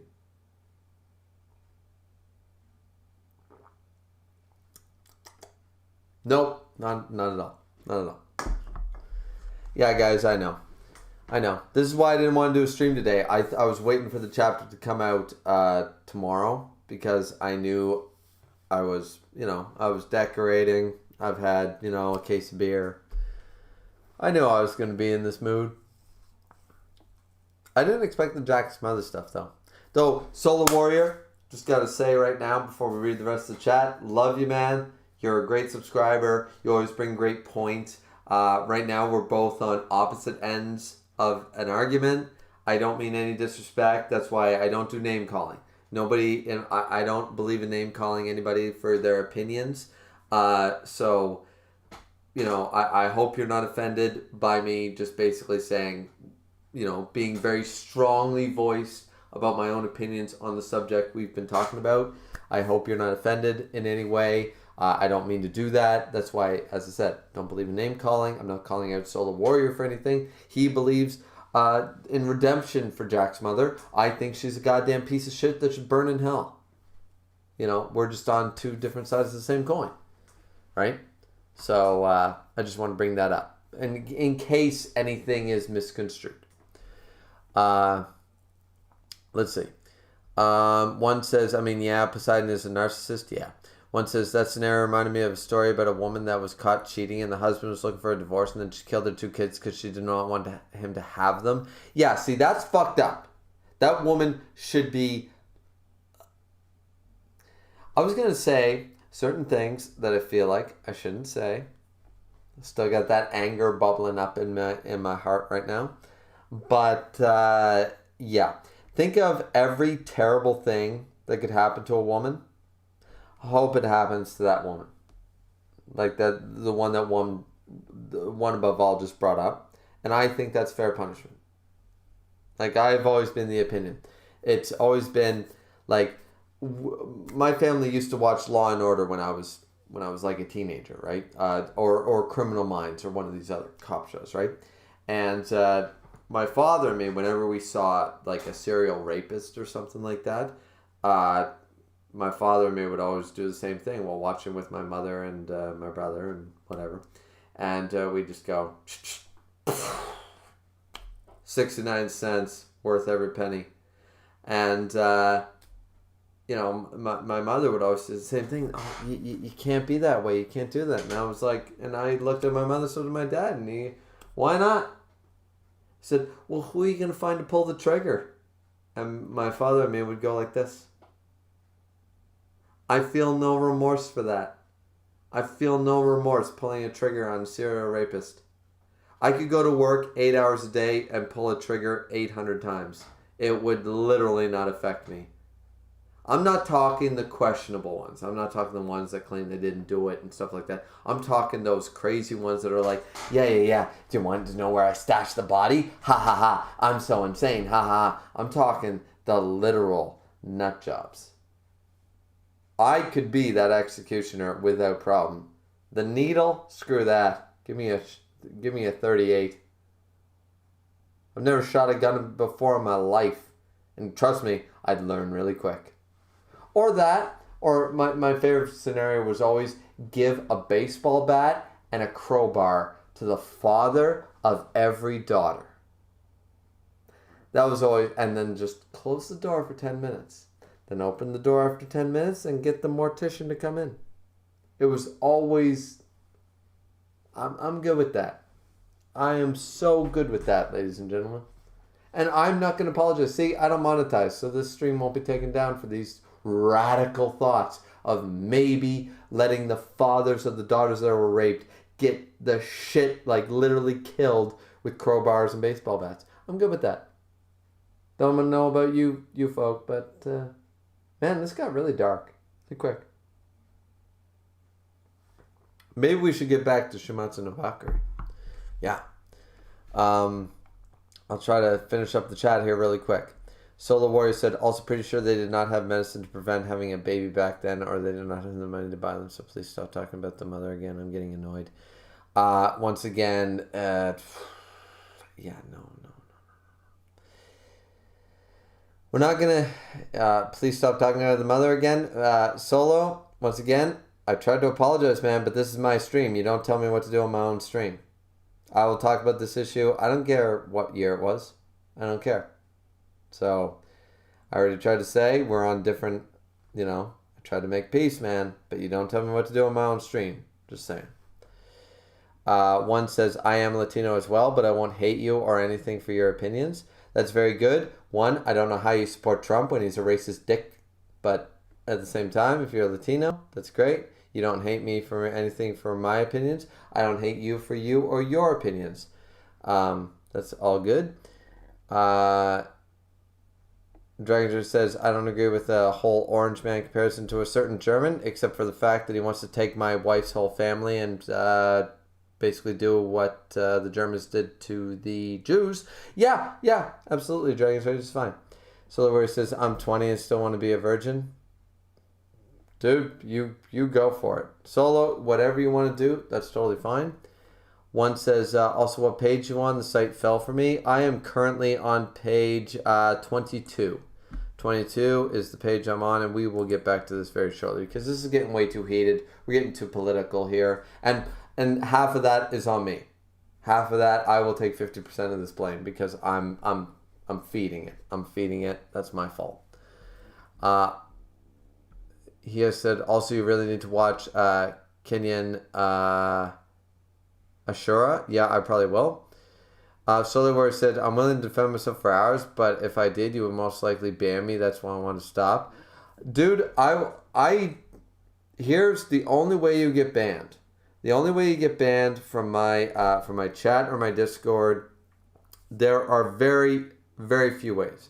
One is you use a racial slur of any description. Two, you're a Trump supporter. Those are the only ways, because in my mind, they're one and the same. If you're a Trump supporter, you might as well use racial slurs. So that is the only way really to get banned from my server. You know, my wife's a lot more like not conservative. I guess the word is more tight-lipped on a lot of words. I'm not. You can basically say whatever you want. But if I see racial slurs in my chat, I ask my mods to say, hey, get rid of it. You know? So those are the only real ways to get banned. I will never ban anybody for having a different opinion than me. If we are black and white on an opinion, that's totally fine. I will never ban anybody for that. Because that's not fair. That's basically saying, oh, I hold the power, ban. I didn't like your argument. I don't like your opinion. Ban. How does that help anything? That's not right. The only, as I said, the only thing that I ban people for is if you try to support Trump in my chat, you're gonna get fucking banned. Sorry, that dude is Hitler. He's the American Hitler. You can disagree with that opinion, but if you do, you're getting banned. It's the way it works. Sorry. My wife's Latina, guys. Once again, one said, I'm Latino, and I have my opinions and stuff, but I'm like, yeah, but my wife's Latina, and my whole in-laws are that way, and I've listened to Trump for the last 4 years, and I know what he's about. And I've listened to enough, I've studied history enough to know what a dictator looks like. So we're just, you know, that's the only way to get banned from my server. Racial slurs and that.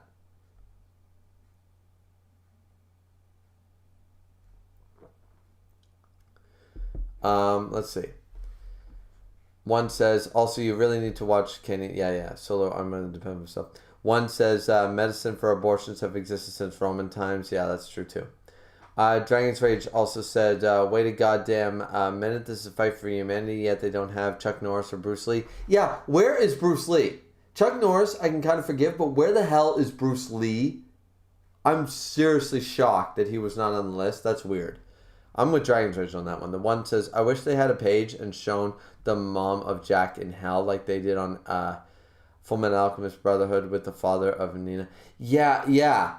See? Father of Nina right there with Jack. Jack's mother, I mean. Jack's mother and Nina's father sitting right in the same spot. Yeah. See, one knows what I'm talking about. One knows the level. You know the level of hell I'm talking about, man. One to me, we're on the same page. Not for everything, because I'm pretty sure he's a Trump supporter. But at the same time, he also doesn't try to broadcast it to me because he knows what I'm going to do. So, yeah, they should have put in there Theodore Roosevelt. Yes, Theodore Roosevelt or FDR. The dude couldn't walk and he tricked the American people for 25 fucking years, man. He won World War II with no legs. Dude was amazing. He would body whoever his opponent might be. Electrocution seems better, takes longer. Yep. Doug Toro said, when it comes to the fighter list, I'm always surprised that Shuumatsu, author of The Art of War, wasn't included. I'm not familiar. I know the book The Art of War. Isn't that the like super famous book that came out of there? I feel like I heard about that in MASH or something like that. Like I've watched a lot of older shows, of course, guys. Yeah, I feel like I know that, but I don't know it. Like I'm not familiar with it, I should say, but I've heard it. I definitely have to check that out. Thank you, Duck Taro. Dragons is solo. Griever, why can't we be friends? Why can't we be friends? We are friends, man. Everybody's friends. Everybody's good. We're all good. One says, if you reach 40 years as a virgin, you will become an arch wizard. Fair enough. Dr. Taro says, Kengu Ashura is awesome. One says, I get her. Most of the Latino community, at least where I come from, they insult you and you don't care or simply send it back at them. I mean, yeah. I mean, it's very difficult for me, and I'm on the outside, remember. I'm Canadian, I'm white, I'm a British Canadian. It's very difficult for me. But at the same time, I look in and I can't understand how anybody outside of a white male could agree with Trump or like Trump and like his policies. I've read his policies, I've watched his interviews, and I physically cannot understand. If someone came to me tomorrow, if the Canadian Prime Minister said tomorrow that he hated all British people, do you think I'm going to vote for him tomorrow? You know, I'm a British Canadian. I might have been born here. I'm Canadian, but I'm also and I'm white, but I'm also British. So for him to denounce England would be why would I vote for that person?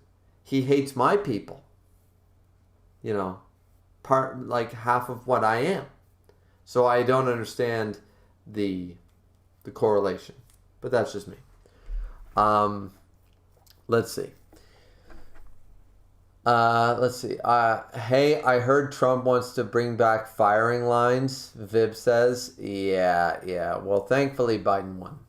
Keisha Prime says, I'm back, uploading my reaction now. Good for you, Keishan. He's always in here. XL Aliens. Never seen you in here before. What's going on? You probably came in at a very drunken, bad time, but all right. What would be your female list? Joan of Arc, Cleopatra. I'm assuming we're talking humans here. Mother Teresa, Princess Diana.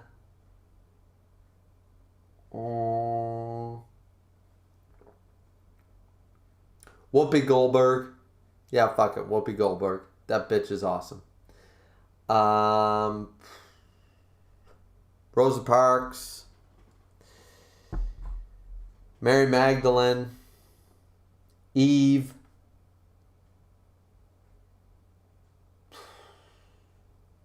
That's all I got for now. Just off the top of my head, those are the females that I would choose. What do you guys think? That's a good... I think that's a fair female human list. What do you guys think? Dragon just said Winston Churchill. Winston goddamn Churchill. One of the greatest men. He saved North America from speaking German. That's a fact. Anybody defaces that statue again, I will goddamn... Oh, man. Citizen's arrest, anybody? In Record of Ragnarok would be lit. The man was shot and gave an hour-long speech while bleeding out. Winston Churchill saved us all from speaking German. That man saved us from Nazis. Anybody tries to disrespect that man once again, they can go in the same boat as Trump supporters. MC Dude said, we spent so long in this tangent that Keishan finished. Yeah, I know. Like, the chat keeps going, MC Dude. What do you want me to do? The one said, one of the quotes of The Art of the War that I like the most is when an enemy is making a mistake, let them be. Something like that. Yeah, that makes sense. Keishan is fast as fuck worker. Absolutely. Doug Taro says, have you heard of the new series Record of Ragnarok magazine? It's pretty much Record of Ragnarok with only female historical figures. I have not heard of that. That'd be awesome. You should check out about Rani Lakshmi. Okay, Vib. Sure. I don't have any idea who that is. Jean d'Arc. Sure, Bob. Vib said Churchill was great but also a racist, but I won't be the one to cause another 20-minute tangent. Yeah, he was racist against Indians because he suffered at their hands. I don't care. Or indigenous tribes. He suffered at the hands of the Boers. He was racist, but did he ever try to kill all those people? No, he did not try to commit genocide against a select group of people. So though he was a racist, he didn't actually act on it as a world leader. So that is irrelevant as far as I'm concerned. Next. Solar Warrior said there's a manga that's basically Shuumatsu no Valkyrie, but combatants are women and it's monthly like Shuumatsu no Valkyrie, and Jean d'Arc seemed to be the MC. Alright, that'd be cool. That would be cool. Dragon said my keyboard is malfunctioning. Keisha Prime says sorry, it's a long chapter, so it took longer. Dude, I'm still on page like 22 here. I can't get through this chat. One says, though I think the author is different and not really digging the art personally, Keishan, I'm certain you will manage to outspeed everybody else. Solo says the manga is called Maju Taisen. I will probably check that out, Solar Warrior. Thank you for mentioning the manga. One says, I imagine Keishan is the first to drop the reaction of all the channels I follow. Dude, I've been reacting for 3 hours. Don't give me that. Axel Aliens, have you heard of Maju Taisen? It's basically the film version of Record Ragnarok, and if you're curious, the rest is already revealed. I'll check it out, so don't worry about Keishan, says one. Alright, so, I really need to piss, but we're going to get through a bunch of pages now. Screw the chat. No, I'm kidding. I love you guys. So, alright, so he ends up in Edo. And he ends up at some place. He looks rugged. Taro Kichi chose to become a sumo wrestler to raise as much money for his hometown as he could. Come on, one more time. He shows up. There's some fat fuck, some master urakaze eating some big goddamn... Oh, God, he's ugly as hell. Whoa, that's a lot of white rice. It's a big goddamn, jelly-filled donut. And who I could send the bags back home. So he's looking at him, said, Tarakichi, you're next. Go at him with all your might. He goes, nah, I think I'll pass. But he says, what? If I went all out, I just wind up destroying y'all, so... And they're all like, motherfucker, I thought you could just bullshit us. Yeah, you cracked me up. Ozeki. Okay, so an Ozeki shows up. So that's the rank that Raiden currently is. That Vib informed me about. And said, let's go, you and me. The later the fourth, he later became a Yokozuna, which is the highest rank a sumo wrestler can reach as far as I'm concerned. Or as far as I know, not as I'm concerned. You wouldn't have any problem with me, would you? He said, you see, this is the Ozeki going out of his way to challenge you. You're really going to insult him like that? And he scratched his head. He said, look, Tarakichi, if you don't beat me here now, your ass is going back to the boonies, all right? He said, but I can't do that. So he starts, if you go flying and get hurt, it ain't my problem. Got it? Fine by me. He smacks him. Boom. Oh, and he's flipped. Boom. Raiden actually lost given his strength. What's the matter? That everything you got? Then grab your things and get out of here. Everyone's hungry. They mean me. Sorry, but I ain't going home. Well then. So they charge up again. He smacks him in the face. What you gonna do about it, you bastard? So... Once again, he had no form. He thought his massive strength could give it this. He had no form. All right, this is a little different than Heracles, finally, which I like. I like that they changed this up. I like that this, I think MC2, Dragon's Rage, everybody in the chat, Vib, everybody warned me that this would be different. You guys probably read ahead. That's fine. Who's breaking who now? Say that again. I ain't down that. Come at you, you little shit. What do you think, Kuma, kiddo? That's sumo for you. Pretty powerful, huh? And he's like, sumo's fun! Alright, so he's laying on the ground defeated. And Ryan's like, yeah, sumo's really fun. So he's got that sort of Prince of Tennis vibe in his eyes. And he's going, given history's strongest Ozeki a good time, you got Ged's kid. Can I take him under my wing? And the master said, sure, I don't mind, but I thought you didn't want any pupils right now. He said, well, I think I just changed my mind. So he taught him all the different moves, Shiko, Shiroashi, Teppo. The boy tirelessly devoted himself to practicing the fundamentals of sumo. For him, sumo was the first place in his life where he could go all out against his opponents. And then in 1790, he was fighting at his full strength. Raiden Taemon debuted under the sponsorship of the Matsu domain. And he's so skinny, but he couldn't lift him. I can't move him, and he would flip them out of the ring. And he was so strong. And so that was his master. So that's who we just saw. So in the crowd, that's who we saw was the master. And he flipped people out of the realm. Raiden became a living legend. I've never seen that before. That was so awesome, Raiden. Damn, I think I might have just raised some kind of monster. And he did.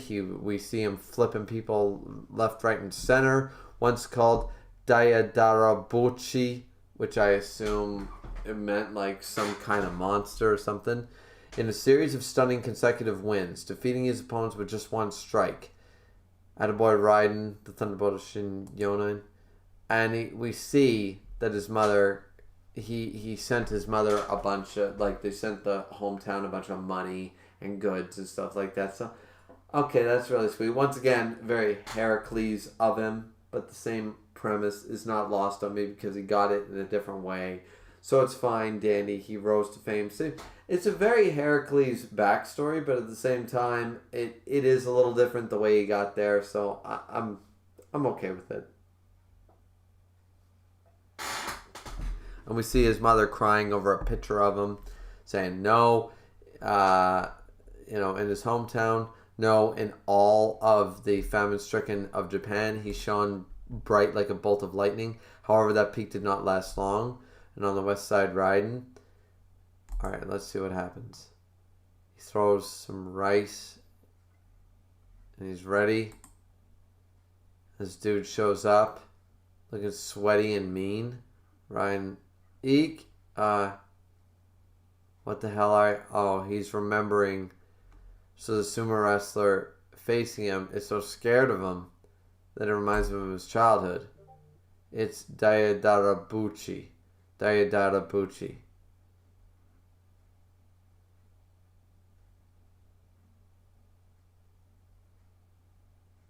Okay, there's a grave now in the middle of the sumo match. Is that a grave? Or is that not a grave? He seems to be staring at the sumo match pitch. I thought that symbolized a grave in Japanese culture, but I might be wrong. So Raiden was terrified.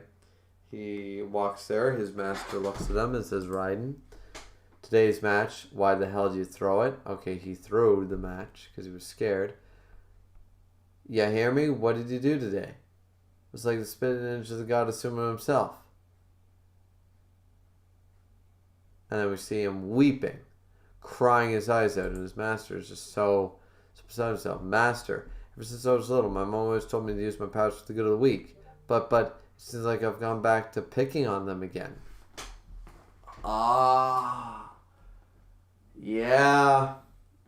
Yeah, okay. Raiden, I get you, man. It makes sense. He's so strong. Like, okay. I feel, yeah. This is not a bad backstory, ladies and gentlemen. It's got the picklings of the Heracles backstory, but it's trying to make it its own. And it's working pretty well. It is working pretty well. It's changing it up enough, and it's original enough for me to, not original in all fiction, but it's changing the mold enough for me to get on board. That's for sure. God damn it, I'm going to need to go for another beer soon. And we're only on page 49. We still got 20 pages to go.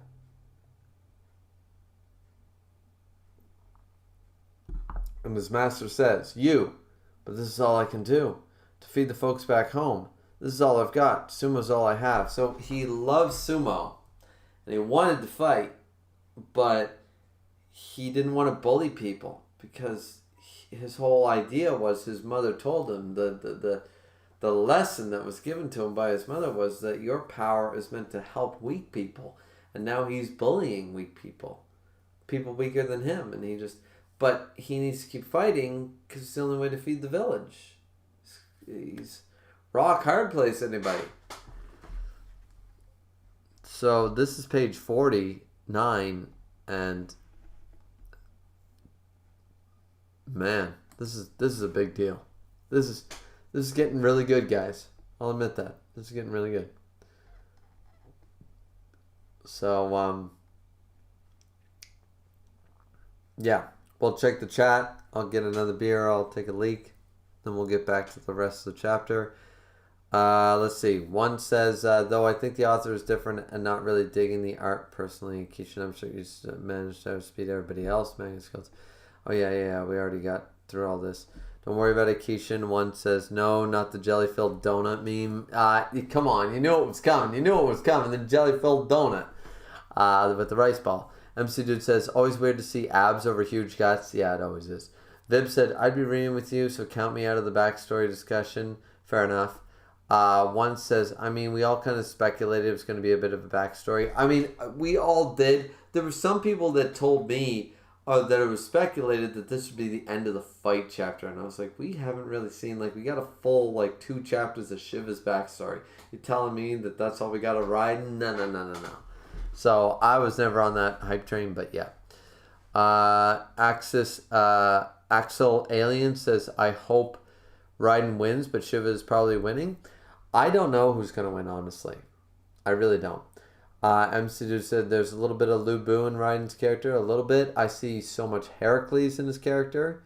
Not so much Heracles from Shuumatsu no Valkyrie, but Heracles from the myth and Heracles from Disney's interpretation. That's basically Raiden. A lot of characters, to be honest, says MC Dude. Vib says, Dadira Abachi is a yokai. Oh, I did not know that. He's a demon. He's a yokai. I sent an image in the general chat of your Discord if you want to have a quick look. I certainly will. Solar Warrior said that might symbolize Raiden not wanting to do sumo anymore, the grave looking thing. Yeah, because as far as I was aware, the whole when because that's the thing that the shrine priestesses wave during a funeral and stuff, so it seemed to be like him giving up on sumo. Raiden is nowhere near the best character, but I can say I like him a lot more with this chapter. Missed content? Yeah, absolutely. I certainly not one of my top 5 characters in Shuumatsu no Valkyrie, but definitely not a bad character, and this chapter is only helping his character to become better, not worse. That's for sure. One says, damn, I never thought how Raiden basically went against that idea when he was fighting sumo matches. Yeah. Dragon Rage says, Raiden, way more internal conflict than Heracles. I mean, yeah, absolutely. Absolutely. They're doing a more mature version of that. Though I don't see Raiden, giving up to Shiva for... anyways. Let's see.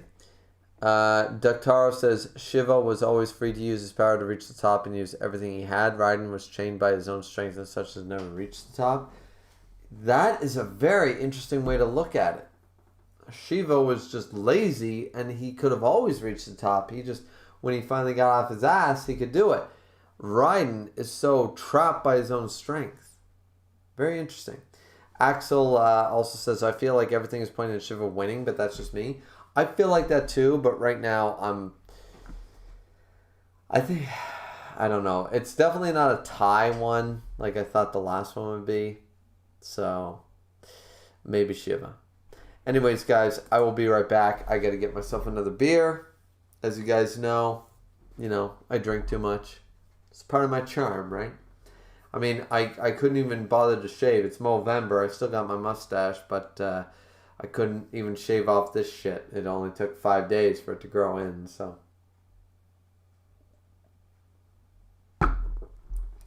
Yeah, anyways, I'll just grab a beer, take a leak, be right back to finish off the chapter. Alright. Let's find the mute button. There we go.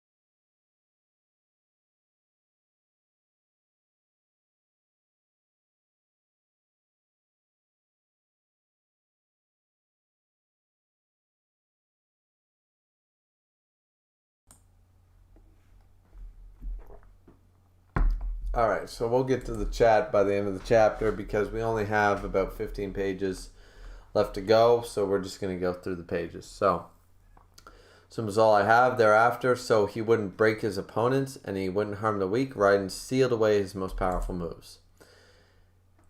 Together, these became Raiden's Forbidden Four.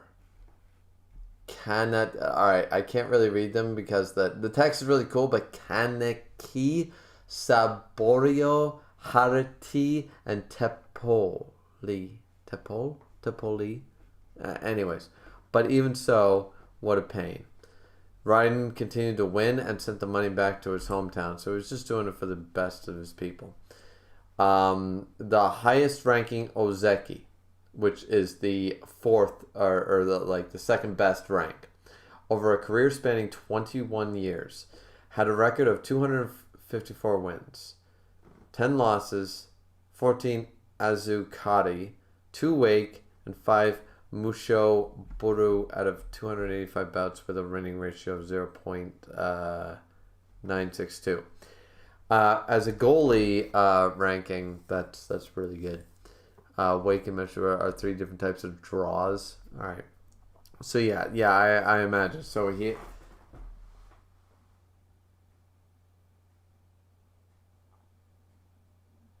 Okay, so the 10 losses and 2 Wake were all against lower rank Rikishi. In other words, there was some reason why he could not fight those opponents. So, Raiden never lost. After learning sumo, he never lost. That's what this page is trying to say. For that reason, people called this virtually unbeatable contestant Perilous Rikishi. But no one knew that up until the moment... Okay, he's got a weird beard. Is that him? The Perilous Rikishi Raiden Teimono left the ring for good. He could never go all out again, not even once. Okay, so we're seeing him do that. I'm sorry, Terokichi, for seeing his master in the crowd. Once you were full grown, we just couldn't handle you at your best. And all the sumo people are basically saying, yep, that's right. And we got the dude eating the jelly-filled donut. Eating it. Going, that's right. Yeah. We couldn't handle you at your best in your prime. No matter how old you got, no matter how powerful you were, you had to shackle yourself. Show him the real sumo that Raiden Timon always wanted to show us. So he's finally going to go the 4 forbidden moves. Did we see any of them yet? I feel like we saw one, maybe, like Teppo, that rings a bell. But he's got 4 sealed moves. 4. God damn. People who thought this would be over this chapter are goddamn crazy. As I said, I foresee this fight ending probably the chapter after next. Potentially the next chapter. But we'll wait to see the end of this chapter for me to make that determination. But I really, unless we get another 70-page chapter, next chapter, I think this won't end until chapter 41. Let's see. But it could end at chapter 40. It could. It sure has been a while to let himself know. Since I could wrestle without having to hold back. Shiva says, man, the hell's up with you? You look like you're enjoying this. To let sumo loose. Puts his feet back. Once Raiden had decided upon that. Always being in a sumo pose.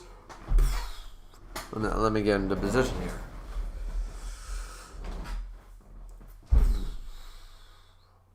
His body began to move quite naturally. I imagine he's going to do something like crazy like that. Oh, no. Sorry. He does this. Boom. And then he's ready. All right. Is that? Yep. It's Raiden's entrance. Entrance position. He's ready. He's got the Michael Jackson pose. He's ready. Going with your last resort, huh? Nice. Come at me with everything you got, says Shiva. Shiva, little bitch. I can't stand Shiva. He's the worst god. Him and Loki can go suck an egg.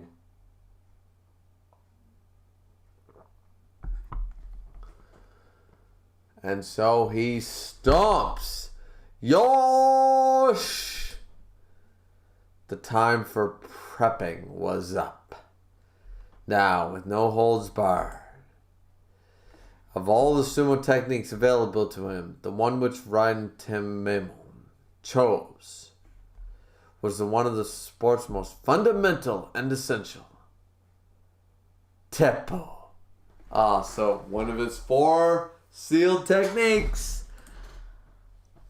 Slid his fist back. Both his fist and his leg. Slid them back. I don't know anything about sumo, guys. I know less about this sport than anybody on the face of the earth. But okay, this is looking impressive. On the verge of launching it from a conspicuous stance. Raiden, with the complete control over his muscles, granted to him by his Voland. Oh, that's right. Oh, he's gonna... Boom, boom, boom, boom. I forgot about the Voland. Boom, boom, boom, boom. All right. Enlarging the muscles. Diverted this energy. Boom, with those giant thighs. Boom, into a different sort of technique. And then he changed it. Boom, into his arm. And thus, with extremely rapid shifts within his muscles. Ching, ching, we're seeing the change. Put it all into his bicep and tricep. Boom, boom, boom, boom, boom. Placed all of his force into the heel of his palm.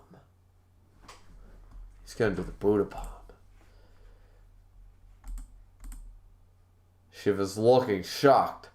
Let her rip! Do I have a Beyblade anywhere? Do I have a Beyblade? Do I have a Beyblade that I can just be like, let her rip! It's not need another dollar time, moving head to head. It's a way of life. You gotta fall down, beat down, and get back up again. That's Beyblade. Like I'm feeling like that's what we're going for here. Let her rip. Yeah.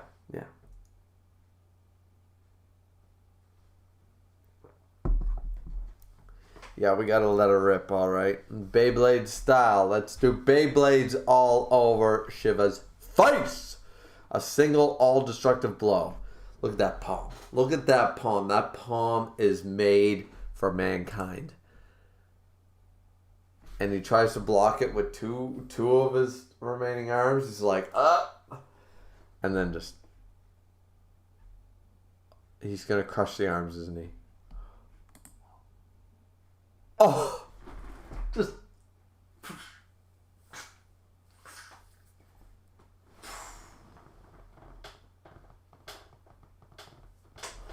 Just completely owned in the face. Oh, I love this. Oh, whoa. He tore. Wait a minute. So he blocked it. Like I said, I thought he like beat him through it. Like I just showed. Like it's like, you know, like that. But no. It was arms up. Broke the arms. The arms are gone. 3 out of 4 arms are now gone. He tore the arms apart. now 3 of the 4 arms are gone. The highest form of Teppo, known as Yatagarasu. And that's the last page. Wow. Wow, ladies and gentlemen. Just goddamn wow. You know, it's hard to say Shiva's going to win this. It really is. I know this is a hype, let's hype up Raiden chapter. Every backstory chapter is always let's hype up the person that has the backstory, right? Because they always come back with the ability. That's the point of the backstory. But he's also got 3 more techniques. What the fuck is Shiva going to do? Like, really, is Shiva going to have 5 techniques? Is that what we're going to do here? Like, he's got 4 Bankais. We're going to go 5 Bankais? Really? Like, I just don't see it. Like, right now, Raiden is honestly looking like... I think Shiva basically gave... Shiva probably has 1 last trump card. But Raiden has 3, as far as I'm concerned. So, I don't know.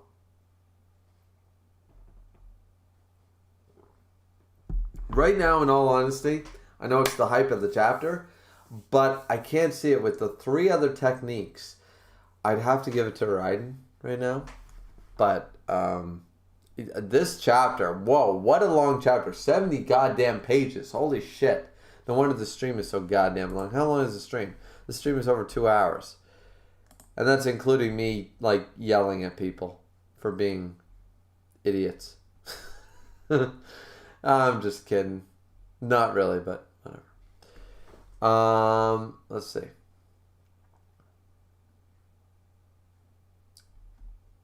Gotta check the chat.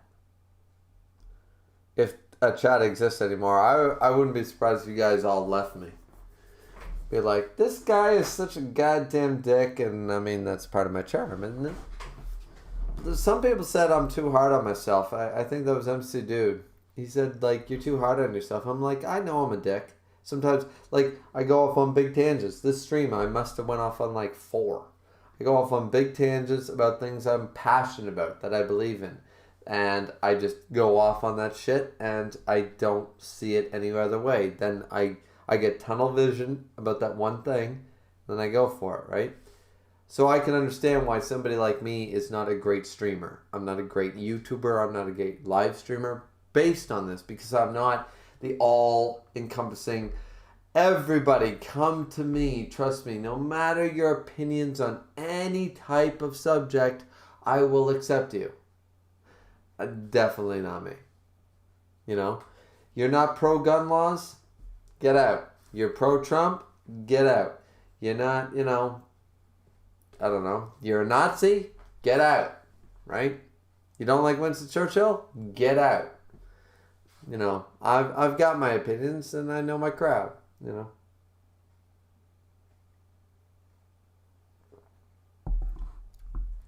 So the best part is that when I build this YouTube channel and when I build it up, I've never made any allusion to who I am and what my opinions are.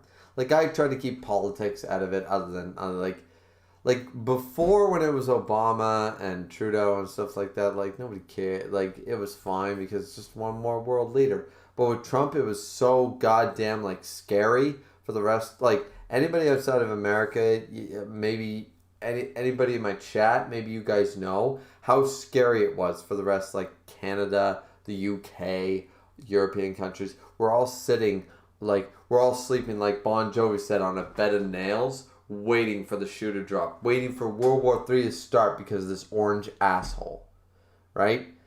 Because he's pissing off allies and enemies every single other day of the week. So for us, it was really scary. That's why politics never entered my streams before, because it wasn't relevant. Now it sort of became relevant because of that scare factor. Now we have Biden, so things are okay. Things are better. But yeah. Yeah, I don't know where I was going with that one. Where's the stream at? It's very hard to find it. Ryan just says the same kind. Do you like it? Alright, I might have missed... No, I didn't miss anything. I'm scrolling up here. I'm trying to find it.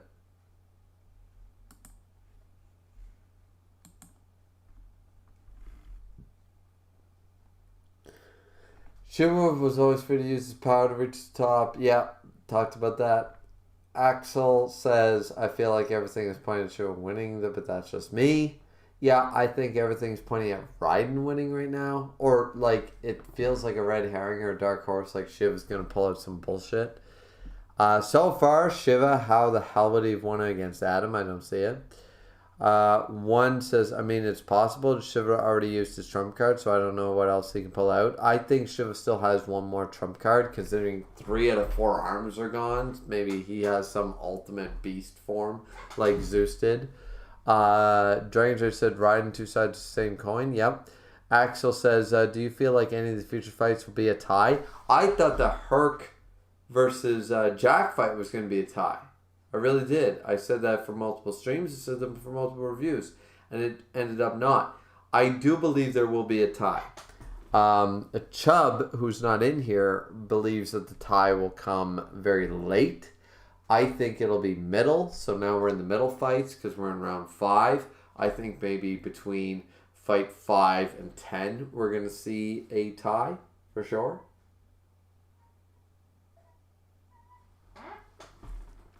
And I'm waiting to see that. I don't know who it'll be, but definitely going to see a tie. Solar Warrior said they might give Shiv the win. If not, this would be humanity's 3rd win in a row, and it seems like too much plot armor. Solo knows what he's talking about. Solar Warrior knows what he's talking about here. I have also the opinion that, like, right now it looks like Raiden, but there's no way they're going to do, like, 2 wins for the gods and 3 wins for the humanity in a row. It just, no. They're going to put, like, they're going to put Leonidas or somebody in next fight who's definitely going to win. You know, they're going to put in a sure thing next win. So, but, you know what's going to be scary? If Raiden does win and we have 3rd humanity in a row, then there's no god, like, they almost have to make the gods win this fight, because then you know whoever goes up next, the gods will win. But if you make the gods win with Shiva winning, then next fight is anybody's game. It could go god or human. Keep the tension. From a storytelling perspective, Raiden can't win. So, let's see. One says, I don't know about that, since in some fights we thought humans would win, but then they lost. That's true, but that was early on. MC Dude said, I feel like people are anticipating humanity to be on the back foot for most of the series. However, Raiden would subvert expectations. But once again, if that's the case, then the next fight, you know the god would win. Once again, if Raiden beats Shiva, the gods have to win the next bout. So it doesn't matter, and that isn't good. But if the god wins this fight, then it keeps it interesting, and then next fight is round 6 is anybody's game. Round 6 is not anybody's game if Raiden wins. That's all I'm saying. Axel says bets on how many beers he can drink. I go with 5. With who can drink? Me? Axel, I know you haven't been here very long, man, but I'm on 15. So, I don't know whose beer you're betting against, buddy, but you already lost that bet when it comes to me. I mean, I can show you 3 cans here, but I can also show you my counter if you're really that curious. I can go take a picture of the empties. And 1 empty, 2 empty. Oh, this one's actually not empty. Perfect. 3 empty. And that's just on stream. The reason I didn't want to do the stream, which I said earlier in the stream, was because I was drinking all day. I've been drinking since 2 o'clock. I had to go help my brother build an entertainment stand with the fireplace insert and all that shit. And he offered me a cup of beer. I had a cup of beer. Then I drove home. And yes, that's legal, guys. It's fine. Then after I got home, I had a couple more beer. I played some Grand Cross, and then I put on The Last Samurai, and then I started decorating. Had a few more beer, ate some supper, had a few more beer, you know. So at this point, I'm at like 15, 16, something like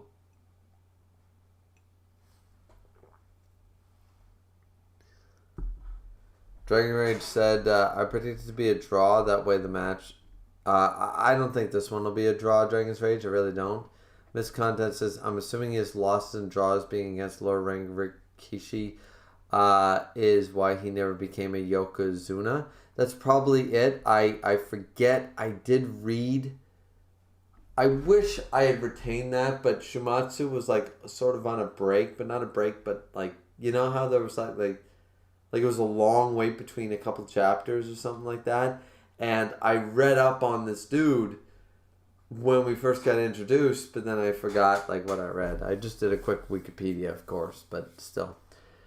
Axel says, what do you think of the Fate franchise? It's record of Ragnarok fans hate the Fate franchise a lot. I don't know why they would hate the Fate franchise. I like the Fate franchise. Fate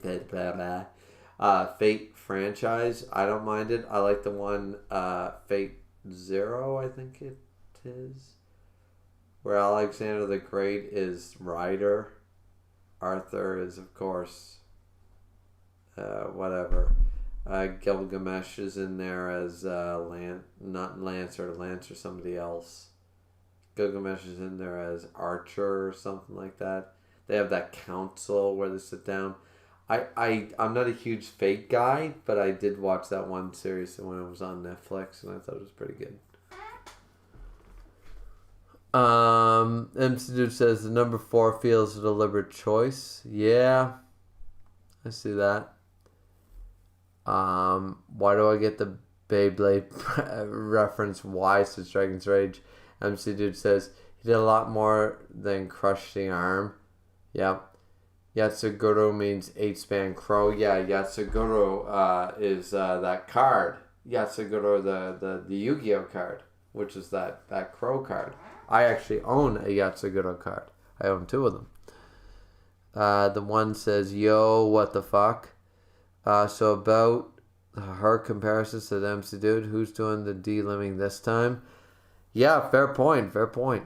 Miss Cunt said, boy, do we have some stuff to discuss. Yeah, the one says, Kenpachi to Naruto. You spelled Naruto wrong, man. What the hell? I'll let you one arm so you can keep damn fighting. I mean, Shiva has 5 eyes. Lol says, defense, somebody. Dude, I can't say that name. Defense. MC Dude says, also we have context for Raiden's winging and all what Pain's lines before he was holding back. Doug Taro says, Indian gods are shaking right now. Next month is the fight conclusion. Maybe, but it could be chapter 41 is all I'm saying. Dragon Rage says, also the appearance of the Great Bird, aka the 8-span crow, is constructed as evidence of the will of divine intervention in human affairs. I don't know that, but I'm going to go off on what Dragon Rage said, chat, so there we go. Vib says it became relevant because of Jack's mother somehow. Stop with Jack's mother, man. Stop. We're done. Solo Warrior and me, we came to an agreement. We're good. We're not going to get angry anymore. Axel said, what would your human fictionalist be? Alright. So, alright, the chat's going crazy right now. I can't keep up. We are going to now open the lines to the Discord chat. I'm going to be opening it for general, so anybody who wants to join in, I assume that it will hopefully work. So I'm hoping. I've joined Discord. I'm in the general voice chat on my Discord. Link is in the box below. Anybody who wants to join in is more than welcome. I assume it's going to come through to the YouTube live stream. Anybody who can help me out with that to make sure that happens would be great.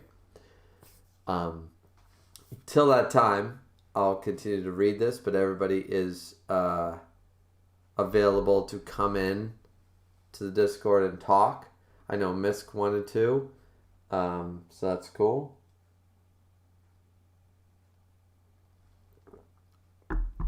But yeah, I'm going to try to catch up with the live stream for now, and we'll see where we go. Let's see. We got, what would your human fictional list be with Spider-Man, Marvel Comics, Batman, Tommy Oliver, Power Rangers, Roof Street Fighter, All Might, My Hero? Holy crap. My human fictional list with Natsu, Fairy Tail, Liu Kang, Mortal Kombat, He-Man, Champion of the Universe, Kamen Rider, Ichigo, Bleach. Oh, Jesus. Axel.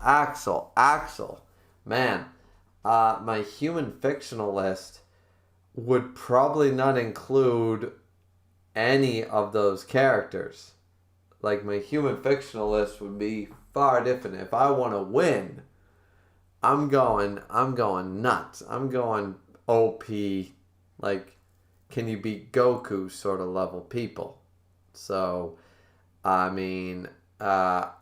do agree. Batman from DC and Tommy Oliver from Power Rangers, I see where you're coming from. But the rest of them, not so much. I'm not seeing that. Solar Warrior says the reason people hate the franchise is because it sexualized basically everybody and gender bend everybody. Just waiting. Fate Zero, Unlimited Blade Works. You would not know this. The Fate franchise, says Solar Warrior. Fine, dandy. I don't know enough about the Fate franchise. Solar Warrior, I'll take your word on it. Vib says, Yatsu what? If you mean the move, it's Yatagarasu. Yatagarasu. Yeah, something like that. Whatever. Vib, dude, I can't pronounce my own English words. I bitch at people for not pronouncing and spelling things with a U in them, but I'm terrible at it myself. You know that. Axel says, personally, I don't mind the gender bending of the Fate franchise. Neither do I. Solo Warrior said not into talking. So yeah, okay. So Solo's a little hurt or something. Maybe he doesn't want to talk to me. That's fine. I get that. I got pretty heated talking to Solo during the stream, and MC Dude said just a sec. So Raiden has 4 moves probably like this. Yep. Dr. Taro said one of Raiden's forbidden moves is a throw. Wonder how that would look into his Voland. Solar Warrior said basically the Fate franchise sexualizes way too much even by anime standards that they even sexualize kids. I've seen a lot of the Fate franchise, like not enough to have an opinion, but I don't see that. You want to talk about sexualizing kids? There are way more anime that do that than the Fate franchise. So, I mean, Dragon George says my fictional list only has one person, the Omni King. Fair. Vib said low true. I have the Shaman King on my list. Anybody? You know, Shaman King would win. Vib says low true. Vib says, oh yeah, since you're on Discord, can I get a reaction to the image? Yeah, absolutely. I'm terrified. I'm frightened. I don't know what the hell this thing is. But it's scary. So, yeah. And Solo Warrior says, I'm not hurt. I just don't want to reveal my voice. Or I'm not hurt. Alright, fair enough. So, Dragon's Rage also said, I feel you. Alright. If you're not hurt, that's great, Solo. As I said, I already apologized once. I hope you're not hurt. So, anyways, so we're gonna open the chat now to anybody who wants to talk. We have MC Dude, Misk, and Victor Von Doom, also known as the one above all, in here. So, I would appreciate if the chat would know to make sure that their audio is coming through. So, yeah, guys, what do you think of the chapter?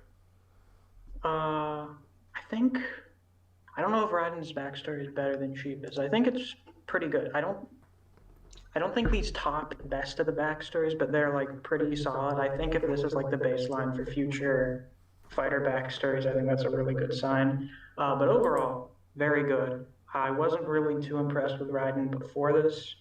I understood why, like he was not very, I don't know, like he didn't have a lot of personality while fighting.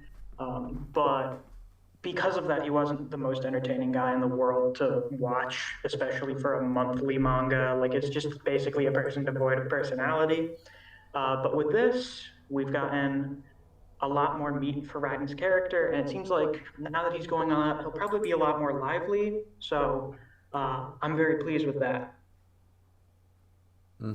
Yeah, I was with the same that really I wasn't really in fight at the start because for one it wasn't really that it was just Walmart Zeus Shiva, but really the backstory kind of got me in with the Raiden. Victor, could you increase your volume on your mic? If you could, that'd be great because it's quite low right now, compared to me or Misk. So. How about now? Oh, that's better. I just wanted to make sure that everybody on live stream would be able to hear you well as well. Okay. Well, basically, I was of the same mind because at the start it wasn't really anything special. To me personally, it was just a Walmart version of Zeus. So, but the backstory really pulled me in with Raiden because I wasn't really interested in him. And then when this chapter, when they gave him more personality and his internal conflict, I really liked it. Okay. The backstory of Shiva wasn't really anything special, to be honest. It was just them wanting to be at the top. They get to the top. He fights his friend because he has to be the only. There has to be only one God, and that was his backstory basically. So I wasn't really impressed or interested in Shiva either. Well, I felt they introduced a lot of actually really cool gods in the Shiva backstory that unfortunately are never going to get any spotlight, and we know that. And that's what's sort of sad for me. Yeah. That's another thing because those gods were just there so that they could fight, and that was it. They just show up in those panels and a few panels and never fight or anything like that. That's a real shame too, because I find the Hindu gods are way cooler than the Greek gods in this, like for the most part. And because there are so many Greek gods, and because Zeus is so important, we're gonna see them all the time. Like we're going to be seeing Ares and Hermes until probably the end of the series. But Mm-hmm. like Rudra and Indra and Vishnu, assuming Shiva dies or like the side characters for him don't become important ever again, we're not going to see them after this, which is kind of unfortunate. And it's really unfortunate for pretty much all of the fighters because we haven't really seen any of the side characters for anyone after their rounds. We haven't seen any of the side characters for Adam, any of the side characters for Sasaki. Um, we're probably not going to see the side characters for Jack again. I mean, they were basically just there to give like one-liners, but I think that's just sort of like a maybe you want to call it like a flaw with how they do the side character commentators, and that they're just sort of slotted in for whoever the fighter is, and then when that round is over, they just take them out and replace them for whatever background characters they have for the next fighter. Yeah, yeah, absolutely. So, I'd like to also open the floor to MC Dude, who's also in here. What were your thoughts on the chapter overall? Hey, can you hear me? Yep. Kinda low. How about now? Much better. Much better. All right. So I like that this chapter gave Raiden his own full cause and a group of people to rally behind him to respond to Shiva and the Hindu pantheon. It makes him seem like a lot less of his own selfish antagonistic person, which is how I think people were interpreting him before. Mm-hmm. I mean, kinda. But I personally didn't see him that way. I only saw him as a man of culture, to be honest. Yes, very cultured. Non-discriminatory with what he will fuck. Very cultured in that way. Something to be respected. Yeah. But unfortunately, this isn't like a fucking competition. I'm sure we'll get some kind of parody of that in the future, God knowing how terrible the internet is. But in the context of the actual Oh, there will be series, a hentai, trust me. oh boy, will there. I mean, maybe. No, have to see Victor, what- you know better. You know better than that to say maybe. We'll see what kind of deviants get their grubby little hands on this series. But If I was a popular that's- YouTuber, if I had not even, I won't even say 100,000 subs. If I had 50,000 subs, I guarantee you there would already be a Reddit that would already make that hentai just to troll It's already me. coming. KOL's King of Lightning's picking it up. Liz, the big anime and manga YouTubers are picking it up. We're gonna get it eventually. Exactly. It doesn't. Raiden's personality quirks are more of a thing that happens outside of the arena, and when he's inside the arena, they're not really relevant. So it just doesn't do anything for him. He's just like some dude. He's basically like Thor, and then when he's fighting, he doesn't really have much in the way of personality until the very end when he gets to go all out. I think I said with last month's chapter that this is basically just a better Thor versus Lubu. They just added more depth to the characters. That's my biggest criticism for that fight is that Thor and Lubu are not super interesting. They're very one-dimensional characters. And with this, we at least have whole chapter to multi-chapter long backstories for them. We have established their relationships with other characters, their motivations. We've seen them both in emotionally vulnerable states. So we just sort of got way more depth to them. And I just think that sort of elevates it more for me because I don't really care about Thor or Lubu very much other than them just being cool. No, with but Shiva and do you Raiden, not? I actually like them as characters, so But I'm a little more invested in this. do you not find though? Do you not find that the characters of Lubu and Thor, they were there for the initial match. They were there to set up. That's definitely what it is. They were there for the, hey guys, this is what happens in a round of Ragnarok. Right, That's, and so that was just what they were there for. I don't feel like after that fight you can judge every fight after, and I'm guilty of doing the same thing, but I feel like judging or basing or comparing being the key word, anything to the Lubu versus Thor fight is almost unfair. In the same way that comparing the first fight of a Goku versus King Piccolo to Goku versus Majin Buu at the end of Dragon Ball Z is a completely different manga by that point. So you can't really compare one fight to the other. I think you mentioned this earlier in the stream about how this fight is basically like the emotional cooldown from the last 3 rounds. Yep. And in a way, I think like since we're entering the middle stage of Ragnarok, this is pretty much like I guess it would serve like the purpose of the Thor versus Lubu fight for this new phase of the story, because we're getting introduced to a whole new bunch of stuff. We've got like the Buddha side plot going on. We've got a lot more depth and shit going on. So you start off at the bottom with Thor versus Lubu. You go through the highs of rounds 2 through 4, and you go back down to the bottom with Raiden versus Shiva, and then we go up from here. So this is basically just establishing the new baseline for the middle round. Just want to stop you there, miss. Do you believe that this is actually the bottom? Because I never said it was the bottom. I just said we're going down the mountain. That was probably a poor choice of words. I mean, no. I want your own opinion. Do you think that this is the bottom again, and then we have to climb ourselves back up? I wasn't dismissing. Yeah. I was just at the start, one would think so, because at the start I also too was thinking it was going to be the same kind of dynamic with Thor and Luke. It basically two guys that are too strong and just are going to fight and nothing more.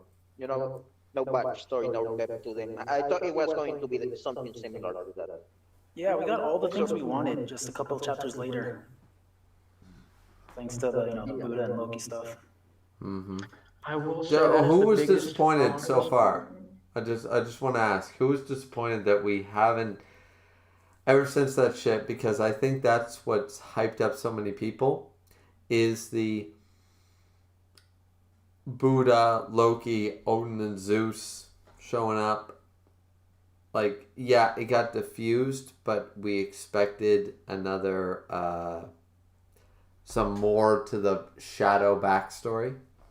Like some more shit happening on the Shadows. Like, don't get me wrong, this was a fine chapter. I like this chapter, but I'm so much more interested. I think that was what the author was going for, as I've described multiple times in the live stream, was we are coming down from an emotional hype that can't be matched. Don't try to match it. They're not trying to. But at the same time, we need a fight going on, but at the same time, we can have this background shit that everybody's going to be super interested in. But for now, 2 chapters, or 3, I think, we haven't seen any development in that. We haven't seen Hermes go off in the distance into a dark corridor. We haven't seen Loki look to the side and walk away. We haven't seen Buddha do some shady shit. We haven't seen anything like that, and I think that's what we need in the middle of this fight. But maybe that's just me. What do you guys think? I think one of the biggest problems for this fight has been the pacing. And something that really messed up the pacing was adding the Buddha stuff, even though I really like it. Like, what happened is you had the start of the fight, nothing had really happened, and then the side plot gets introduced, and we get like 2 months without like really anything going on in the fight, so it makes the fight feel like it's been going on longer than it really has. I just think that was mostly because the author didn't really know like a better way to introduce it. Do you want to have like a 2-month gap in between fights? Probably not. But I didn't expect us to get any more developments in that plot after everyone walked away. I mean, it was able to keep my interest with the Odin thing, because that was like, holy shit, Odin is like super sinister looking. That's way out of the ordinary. What's going on here? And I don't expect that to get expanded upon until after this fight is over. Otherwise, this is going to drag on for like a year. I think it's just a matter of like, how long do you want the round to last for? If you fill it to the brim with side story stuff, you are going to have like a year-long plus fight. So I think just keeping it relegated to like 1 or 2 chapters per round is how they're going to do it, just for the sake of not having this take forever to get through. Fair point. MC Dude or Victor, do either of you have anything to say on that matter? I feel like the author must have had like a tough decision to come to not put the development of Raiden and Shiva right next to Buddha and Loki and the others' conflict, because those two things wouldn't have really fit together. Mm-hmm. I mean, at the start, I was disappointed because we see the gods they are about to fight and all this conflict, all these things going behind the scenes, and then they got to the Shiva and Raiden fight, and I was quite disappointed about that because I wanted to see more of what's going on behind the scene, but with the fight as it is now, at the point it is now, I actually quite interested in who wins. Personally, I think it's going to be, well, not as certain, but I think Raiden might take it. But I think the whole problem with the gods and Buddha and all of that, I don't think it's going to be resolved in, well, many chapters to come. So we'll have time for it. Yeah, I mean, I'm glad that they introduced a side plot. I felt like Shuumatsu no Valkyrie needed that because, once again, this is one big tournament manga. Like, it's the tournament arc in manga format, right? So we definitely needed a side plot to give us more of that, right? Like, to give us to give us some sustenance, to give us some three-dimensional feeling towards the characters. No matter how many times you go, okay, here's our two combatants, they're gonna fight for 3 chapters, then we're gonna get chapter 4 is gonna be one character's backstory, they're gonna get the upper hand, then chapter 5 is gonna be the other character's backstory, they're gonna get the upper hand. It's cookie cutter at the end of the day, right? And the fights have worked so far this way because they're so well drawn, because they're so epic and stuff like that. But I felt like right now was a good hype moment because I feel like the manga hit a peak with the Heracles, like Adam and Zeus was big, Sasuke Poseidon was big because humanity's first victory, and then Heracles versus Jack was like, goddamn, right? Like, that shit was amazing. Now we need to focus, we need to have a couple of double layers because the manga can't keep giving us Heracles versus Jack. It's going to lose its momentum. It's going to lose the feeling, right? So we need to see more of the side stories. We need to see what Buddha's up to. We need to see what Loki's up to. We need to see, what Brunhild, I'm sure, has a couple of contingency plans if this goes south.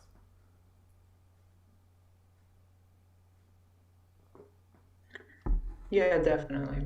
Yeah, I think so. Mm-hmm. So we'll quickly check the chat right here. I don't know really where I left off. But we see we're strictly speaking human list, something like that. Dragon Trade says, I think Raiden has a lot of meat to his character. The backstory just added the bones. I mean, Raiden, once again, I didn't think he was a bad character. I'm just not that invested in either combatant right now. It's just me. I'm not feeling like every fight I felt towards one combatant or the other. I rooted for Thor. I rooted for Adam. I rooted for Sasuke, and I rooted for Heracles. But I always rooted. Right now, I honestly don't care who wins. I just want Shiva to show me how the hell he should have supposedly could have beaten Adam. And so far, he couldn't have. Yeah, I don't think he was supposed to. I mean, Adam was basically in case of anyone not Zeus, break this glass to get a free win. Basically, like, Brunhild put Adam in early for the easy win. And Yeah, that's what it was. A lot of people seem to be under the impression that Adam was specifically supposed to be a counter for Shiva, but if you go back and see what happened, it was basically, oh man, that's really demoralizing seeing Lulu yeah, like you see, get turned into paste by Thor. Man, we really need a win. Let's just fucking throw Adam out there so he'll definitely get us a win, no matter exactly. who he's fighting. And then you have Zeus at the beginning of that chapter looking like wide-eyed, and then all of a sudden Shiva's like rolling his arm, and then it's like, no, let me fight. No, let me fight. No, trust me, let me fight. You know, and then it was a whole thing. And the fact that Zeus was on his ass, and Zeus of all people respected Adam at the end, like I've talked to people that, anyways. Point is that I don't see anybody so far. I haven't seen a god that could have beaten Adam besides Zeus. So Yeah. that being And said, even then, their fight was more about endurance than anything else. yeah, it became an endurance fight because Adam was that goddamn strong. Yeah, basically you just need someone who has unlimited durability or endurance and they could beat Adam. But like, I don't know if there would be anyone other than Zeus who's like, boy, does he have a lot of stamina. I'm gonna And I'm, is I'm gonna be certainly really durable. pissed. I'm gonna be really pissed. Not gonna lie, when they introduced, because I was so pissed about the whole Jack Volland crap. If they introduced a Volland that would have made Adam win against Zeus, anything that includes stamina, endurance, or durability, I am going to lose Oh, my Jesus. fucking shit and go, the Volland thing was thought of after. Listen, you can bitch at Oda all you want. I don't care. I agree with it. Oda didn't think of hockey back in 1999. I don't care. Yeah, he didn't. He didn't know what hockey was. He made a 5-year story. He thought it would end with crocodile, okay? He made a 5-year story. Then he went, oh shit, I'm going to continue. So he made hockey up. He tried to make it into the story. It works, but at the end of the day, we can all tell where the problems lie, right? From a 20-year story, you get it. But Shuumatsu no Valkyrie should have learned from those mistakes, you know, and they should have done that, because if they make a Volland that does anything for durability or defense or anything like that, I'm just going to call bullshit, because Adam didn't have a Volland that did shit. No special ability whatsoever. Nothing more different than Lu Bu's or anything else. Everybody says, oh, Lu Bu had the shield breaker. He had that whole sky opener bullshit that he already talked about before he had a Volland. And then you have Sasuke. Oh, I made dual blades, but I had 2 of the sisters with me, so it makes sense. Ha ha ha. It doesn't mean that 2 blades had special abilities. He's not Driz from Forgotten Realms. He doesn't have icing, death, and twinkle. One counters all demon blows, one freezes opponents or anything like that. The blades didn't have any special abilities. So, and then you get to Heracles and their fight, and Jack all of a sudden has this super Volland with like 17 abilities. It's like, no, I don't buy that. You know, you gave Adam the worst one. Now, granted, you could have given Brunhild, like, I'm pretty sure this is what one's gonna say. It's like Brunhild's like, well, Adam, being so strong, would have given him the weakest Volland because he was so strong naturally. They didn't think they would need to do that, No. blah, blah, blah. But That's a stupid decision to make. I was about to say that. okay, I thought you'd make that argument. Let's hear it. I'm gonna make a very simple argument because I don't think this argument is like super important. But oh god. Okay. I'm pretty sure, from the way I understand, is you can't just give any Valkyrie to any random person. Like, you have to have a specific connection with them. We didn't really see what they were for a lot of them, so you could argue that that's like kind of weak. But we saw they specifically had to make a connection for Jack. There was a connection between Raiden and, oh god, what the hell is her name anymore? She has like 2 different names. There has to be typically some kind of connection. So you can't just pair Adam up with some random Valkyrie. They have to have some sort of like personality or dynamic thing. It was like a matching wavelength shit. So even if there is someone that has some kind of endurance durability shit, does not mean they would have been able to pair up with Adam. And my argument for the Volan that Jack had is that in any other arena, that shit would have been fucking useless because there was nothing for him to turn into Volans in any of the other arenas. I did a power ranking video a while back, and I have Jack as the weakest character because his entire strength relies on his environment. In one of the blank, like, boring arenas, he can't fucking do anything. Like, he has the knives in his back, but, like, turning random shit into Volan is something, like, there's nothing to turn into Volans in other arenas. So the entire threat behind Jack just comes from his strategy. Jack had the most his handicapped triggering. fight in the entire I mean, manga. That's a yeah. fact. We know Yeah, that. I think that's why most consider him one of the weakest because he is not like the others. You know, they are on the center, nothing besides them to help.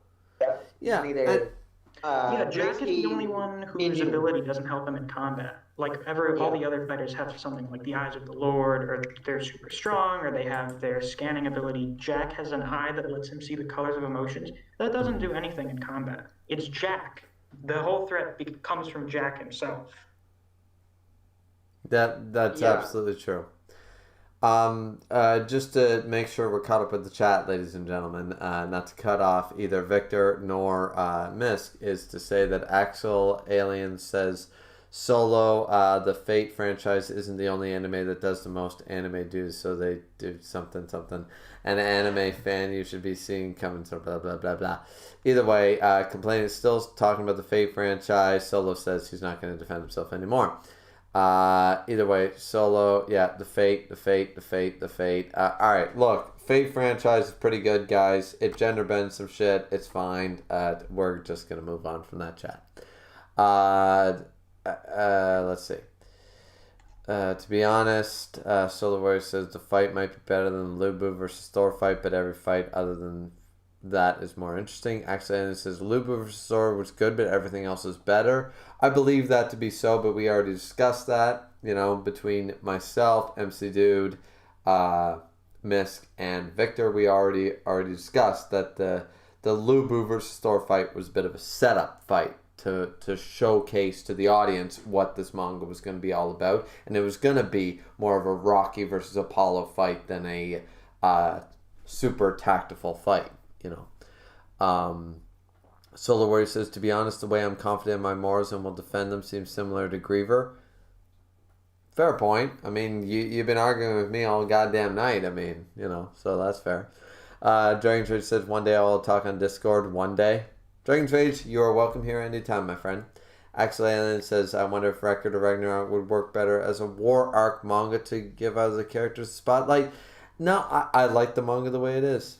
Don't know about anybody else. Maybe I'll bring that up to the other guys in chat here in a minute. We'll talk about that. So guys, think about your opinion of that. Would Record of Ragnarok work better as a war arc manga so we could get all the characters' perspectives and stuff rather than a tournament arc manga? Keep that in mind. We'll talk about that next. Dragon Trade says, disappointed this chapter wasn't titled Dancing with the Godsel. Guess that YouTube video will have to wait. Yeah, sure. Griever, the Volans have to fit the character's fighting style. For example, you can't use Lubu's Raiden's Volan because the body wouldn't handle it. Yeah, once again, Misk brought up the same thing, but trying to convince me that Adam, file number 0000000000001, would not be compatible with any of the sisters but some random one that gave him no fucking special abilities, kinda I call bullshit. That's all I'm saying. And MC Dude says, so much for the Lubu being the strongest. Oof. Dragon Dude says Jack is the best fighter mentally. No, he's insane. That's like saying the Joker. Well, I think he means strategically he's the best fighter. Yeah, because he had an environment, as we already discussed, that was suited to his needs. If you put him in a sumo wrestling match, Jack would get the shit kicked out of him. So, I mean, a best fighter mentally, sure. If you get him in the best possible position, that's called rolling a 777 in Vegas. Axel says, I'm pretty sure the Record of Ragnarok wiki says that Adam's Volan increases Adam's strikes after each punch, but it's been a while since I've seen it. No, it doesn't actually do that, and it was never stated. A lot of people brought that argument when I brought that up in one of the streams. I'm sure actually one or MC Dude, you guys were probably in those streams. If Misk wasn't, and I talked about that, and I said, listen, that was not actually ever stated in the manga. I reread the manga 6 times to make sure. At no point was it ever stated that the Valen did anything for Adam. It was just, you got a Valen, you can hurt a god. People based that off of what Regan Leaf's name, or whatever her name is, in like the actual Norse mythology, but it was never stated in it. This is hilarious. There's an unspoken rule in the Shuumatsu server that we don't have Adam arguments because they always go on for like an hour, and by the end of it, everyone wants to kill themselves because they never go anywhere. It's just an hour of people fucking typing angrily at each other, and it never accomplishes anything. So we basically soft banned arguing about Adam. Yeah. Why is there to be argued about it? Yeah, It's exactly. just, I'm pretty sure it's born of the salt of Adam losing to Zeus, and then everyone's like, oh, but what if this happened? And we're like, please shut the fuck up. We don't care anymore. This is like the 100th time we've had this discussion. Exactly. At the end of the day, I don't see any evidence. Like, this is not a power scan stream. This is, the review of chapter 39. But at the end of the day, I've never seen any evidence to suggest to me that Adam would have lost to any of the gods we have seen other than Zeus, and Adam is stronger than any human we have seen on screen. So far. That's not, saying that there won't be somebody. I don't think anyone debates against that, except for maybe Beef and Chuck. No, I think with Adam being a copy of the gods, you basically set him up as this. This is as strong as humans can get. And you just sort of have that set up as right from his intro. So everyone will be strong in their own ways, but they won't be this strong. Yeah. Solar Warrior actually brought up a sorry to interrupt you there, but Solar Warrior brought up a great point, saying Adam hurt Zeus with his hand that did not have the Valen, which would be in the brass knuckles. So yeah, I think that's I brought an excellent point. Times on different live reactions that you made.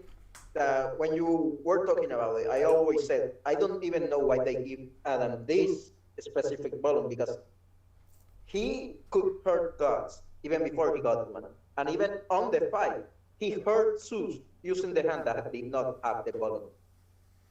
exactly. It's just the rule of having they could have given him like a roll of quarters and it would have been stronger. So just give the guy who has already got like a divine body, a divine weapon, and he'll just punch harder. Yeah. Like what is the power of Adam's Volan? It's brass knuckles. That means when he hits him with that hand, it will be harder than it would have been normally. That's just how they. You know what? You know what? But at the end of the day, you have to consider, and this is just playing devil's advocate, is that Brunhild was shocked and pissed when she found out Zeus pinch hit. Because she thought, okay, it's not Zeus, it's not Odin. I'm good. Adam is a sure thing outside of a couple of the gods. Is a sure thing. And then Zeus walked in and Brunhild was pulling her fucking hair out. Because she was like, this fucking old geezer, god damn it. Like, he's trying to take away a sure win from us. And Zeus knew it. That's why he went down and said, Shiva, sit the fuck down, boy. I got this because you can't handle it. There are only 2 gods on this roster that might handle Adam, and you ain't one of those 2. Get the fuck out of here. So Brunhild was also really, if you go back and read that chapter, you can see her stressing the fuck out when she finds out that Zeus is pinch hitting. She knew Shiva was coming out. She wasn't worried. She was pissed when Zeus came out. By the way, I think the reason that Adam is able to hurt gods without a Volan is because he is a creation of the gods. So by the logic of how that works, he's already divine. Like, his body is a divine creation. So because of that, he is able to harm the gods. And I gotta ask, where's Jesus? Where's Lucifer? Where's God? Oh, well, maybe Lucifer is Beelzebub. I don't know. Well, probably, if we saw... Actually, Well, no. I've Buddha always and been the Jesus impression are kinda that... different, but... Beelzebub being one of the names of the 7 crown princes of hell, I was always under the impression that Beelzebub might be a schizophrenic. And when we see Beelzebub, we'll see the 7 faces. We'll see Lucifer, Satan, Mammon, Leviathan. Like, we'll see the 7 faces, and he'll have 7 different abilities. They may be separate entities. It really just depends. There's like 3 different versions of Beelzebub. Exactly. I mean, maybe they'll do all of them. Maybe he is Satan. He's also... I mean, Satan could be one of the crown. Satan is one of the crown. He might just be the Lord of Flies, but at the end of the day, Yeah. think about it this way: if you were looking at it, like, this is the only reason I brought up the schizophrenia thing or whatever, or he's got 7 personalities or some 7 faces, is because if you sat back and you were like the Christian God, and you were like, all right, we got to win this battle. I'm not going to send Jesus. I'm not going to send the Holy Spirit. I'm not going to send Lucifer. I'm not going to send Michael. I'm not going to send myself. So already, top 5 contenders, not going to send any of them. And then be like, I'm going to send the Lord of Flies. Like, why? Send in that schmuck. Yeah. Like, seriously, like, it's sort of like Hades pinch hitting Cerberus. I mean, you could argue that the Heracles sort of did that. But it'd be like, nah, Hades, Poseidon ain't going to show up. He's just going to send the Kraken. It's like, no. So I can't see Beelzebub as, in this interpretation in Record of Ragnarok, being simply the interpretation of the Lord of Flies solely. I feel like he might be the leader of hell at this point. I forgot about this for a second, but when you were bringing up how Raiden is basically like a Japanese Hercules, that is hilarious because one of the human fighters on the roster, Sakata Kentoki, who is a folklore hero who is basically just Japanese Hercules. He even has like a hobo face like Raiden does in his backstory, so I have no idea what they're doing for that guy. Also, he kills demons in myths, so I bet that guy will fight Beelzebub. That'll be really funny then to see that. That would be quite interesting. Yep, absolutely. Also, Dragon's Rage also brings up a real question here. We have a few things about Record of Ragnarok. Wiki says that Adam's Fallen increases Adam's strikes after each punch. We already read that. We went through that. Solar Warrior says Adam hurt Zeus with his hand and did not hit Volin. We already went through that. Axel says perhaps Odin might put up a fight against Adam. As I've always stated, and you guys know this, there are 2 gods that could take down Adam, and one of them did. The other one was Odin.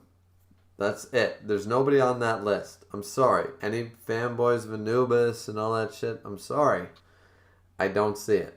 But we'll have to wait and see for the ability. So many people, I can't tell you how many people I fought on Grimm's Discord and on my own Discord and in chat that Shiva could have beat Adam. And I was just like, it's not happening. But Dragon's Rage says, yeah, the Zeus thing really damaged Shiva's credibility. Absolutely. The real question is, where is Bruce Lee? Absolutely. Bruce Lee should be on this goddamn list. So should King Arthur. But, you know. Solo Warrior said, yeah, Adam was created in the image of a god, so he could hurt the gods. But I think as new children were born, their DNA became more different from Adam, repressing the genes or whatever. That I don't think Shuumatsu no Valkyrie got that technical with it. We're talking some, like, Death Note, Full Metal Alchemist level of figuring out, like, the DNA strands and all that crap. Like, what are we in here? Jurassic World? We're going to mix the Velociraptor with a T-Rex DNA? Like, you know. Axel Alien says, Solo agreed, so kind of like wild felines becoming domesticated cats. You know, alright, not going to go crazy on that one. Not going to go on a crazy tangent, but at the end of the day, my brother's is the same opinion. He's like, you can't goddamn train a cat. I'm like, yes you can. I've already trained a cat, and I have successfully. If I say come, the cat comes. If you say dog come, the dog comes. What's the difference? Like, So when you talk about domesticated animals, a lot of people say that domesticated cats, are not trainable. Well, then they're not domesticated. By definition, a domesticated animal would be trainable. So if you can't train your house cat, then it's a wild animal by definition. So there is a whole, a difference right there. So, I mean, the whole idea of wild felines versus domesticated cats. I mean, I took a literal feral cat into my home. I have a feral cat. He's not in here right now. But if I open my door and I say, come here, I guarantee in 5 minutes after I close the door and open it again, he'll be at the doorstep waiting. Hey, I'm here. That cat does not have a home. That cat is feral as shit. I took him to the vet 3 times.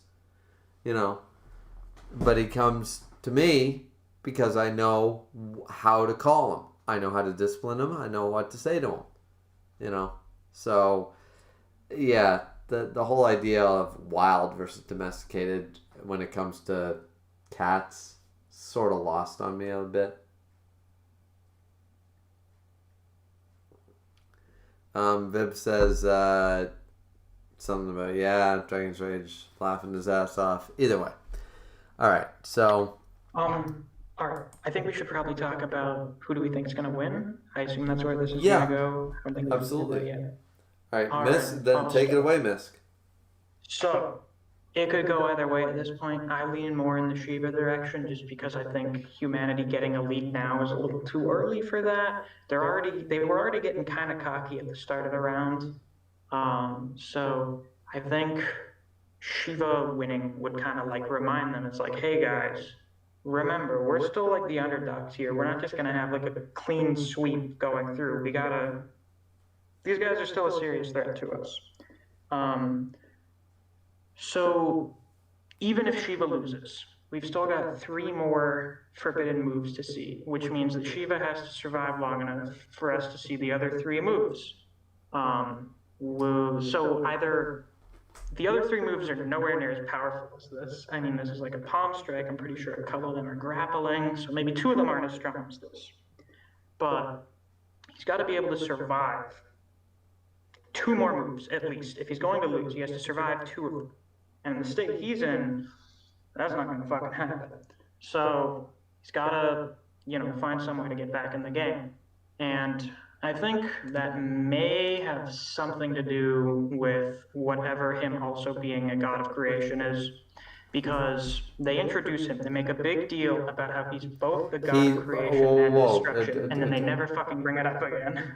To correct you there, he is not a god of creation in this interpretation. Well, for most of he's a god of destruction only. They say he's the god. They say he can create and destroy on a whim. For most of the series, he's both the god of creation and destruction because he fought. They said he's the god of storms and the god of destruction. They never. Yeah, he has a bunch of names, but if you go back and look, I think right after he got introduced, at least. If not right after his intro, earlier on in the series, like right when Shiva was introduced, he was both of those. He was the god of creation and destruction. So that's possible. I'm just saying in the current, as far as the fight has gone. That's what I was saying. They really dropped it, which is weird because they had still made an important mention of it in his intro. So I don't know. Did the author just forget about it or something? I don't know. So maybe or they just used the Wikipedia entry and went, Shiva, god of creation, perfect. That too, maybe. But he has to have something to at least give him enough gas to last 1 or 2 more chapters. So maybe he has some kind of temporary regen shit or whatever to at least keep him from bleeding to death or something. Maybe that. We haven't seen anything with his eyes, and the only reason because his eyes are an actual significant thing in mythology. It has to do with his god of destruction powers, and it hasn't been relevant at all. We still have the things with the tattoos, which is they made an important note of showing them off, and then they haven't been brought up since. That's another weird thing. Yep. Um, so I think Shiva does have another trump card, and someone on the Shuumatsu server brought up this thing from Hindu mythology that I'd never heard of before. It's called the Brahmastra, and it's like the strongest weapon in the entirety of Hinduism. It's I guess it'd be like their Mjolnir or whatever. And one version of it only Shiva has, and it's so fucking strong and irresistible to use that he only uses it against the strongest of opponents. You can't use it against lesser warriors. And if there's anything this chapter has shown, is that Raiden is the strongest person that Shiva has ever fought. Not even Rudra gave him this hard of a fight. So he may pull that out. And apparently you don't need like arms or whatever to use it. Like you can just fucking shoot it out of your eyeballs or whatever. So he may have like something crazy strong like that left. That would be whatever trump card Shiva has left. For Raiden, he just does the 3 remaining forbidden moves, and if that works out, he wins. Me personally, I'm leaning more towards Shiva managing to just barely scrape by with a win for the story purposes. If he does it with just one fist, if he doesn't pull out any other crazy shit, and he just manages to barely beat Raiden with 3 of his arms destroyed, that'll be the fucking, in my opinion, like that would be the most metal shit ever if he somehow managed to do that. But I don't think that's going to happen. So that's my thoughts and predictions for where this will be going. I'm sorry if I took up like 10 minutes there rambling. I had a lot to talk about. No, I appreciate it. I have to actually go take a leak now, but I'll let MC Dude and Victor talk about that subject, and hopefully you guys are still talking about it when I get back, because I have some thoughts on what you were bringing up, man. Because that's some good insight there. I think I'm just before I go. I think I'm 99% on board with everything you just said. So I don't see anything that we disagreed about. So, not really anyways. But anyways, you guys talk it out, and I'll be right back.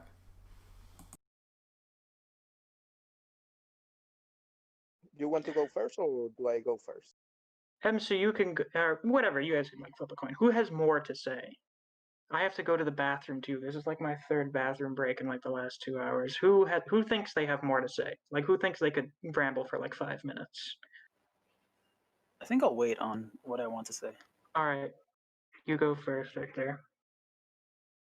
Well, to be honest, I am personally kind of conflicted on this whole thing because they already said that that Shiba used his trump card, and while maybe I don't know if he can use it again because of maybe the whole overheating is a drawback. I don't think they said it was, but it's a possibility. I'm not really sure. As for Raiden, I don't think his attacks have a drawback, so maybe he can kick fun in every single one of them, one after the other.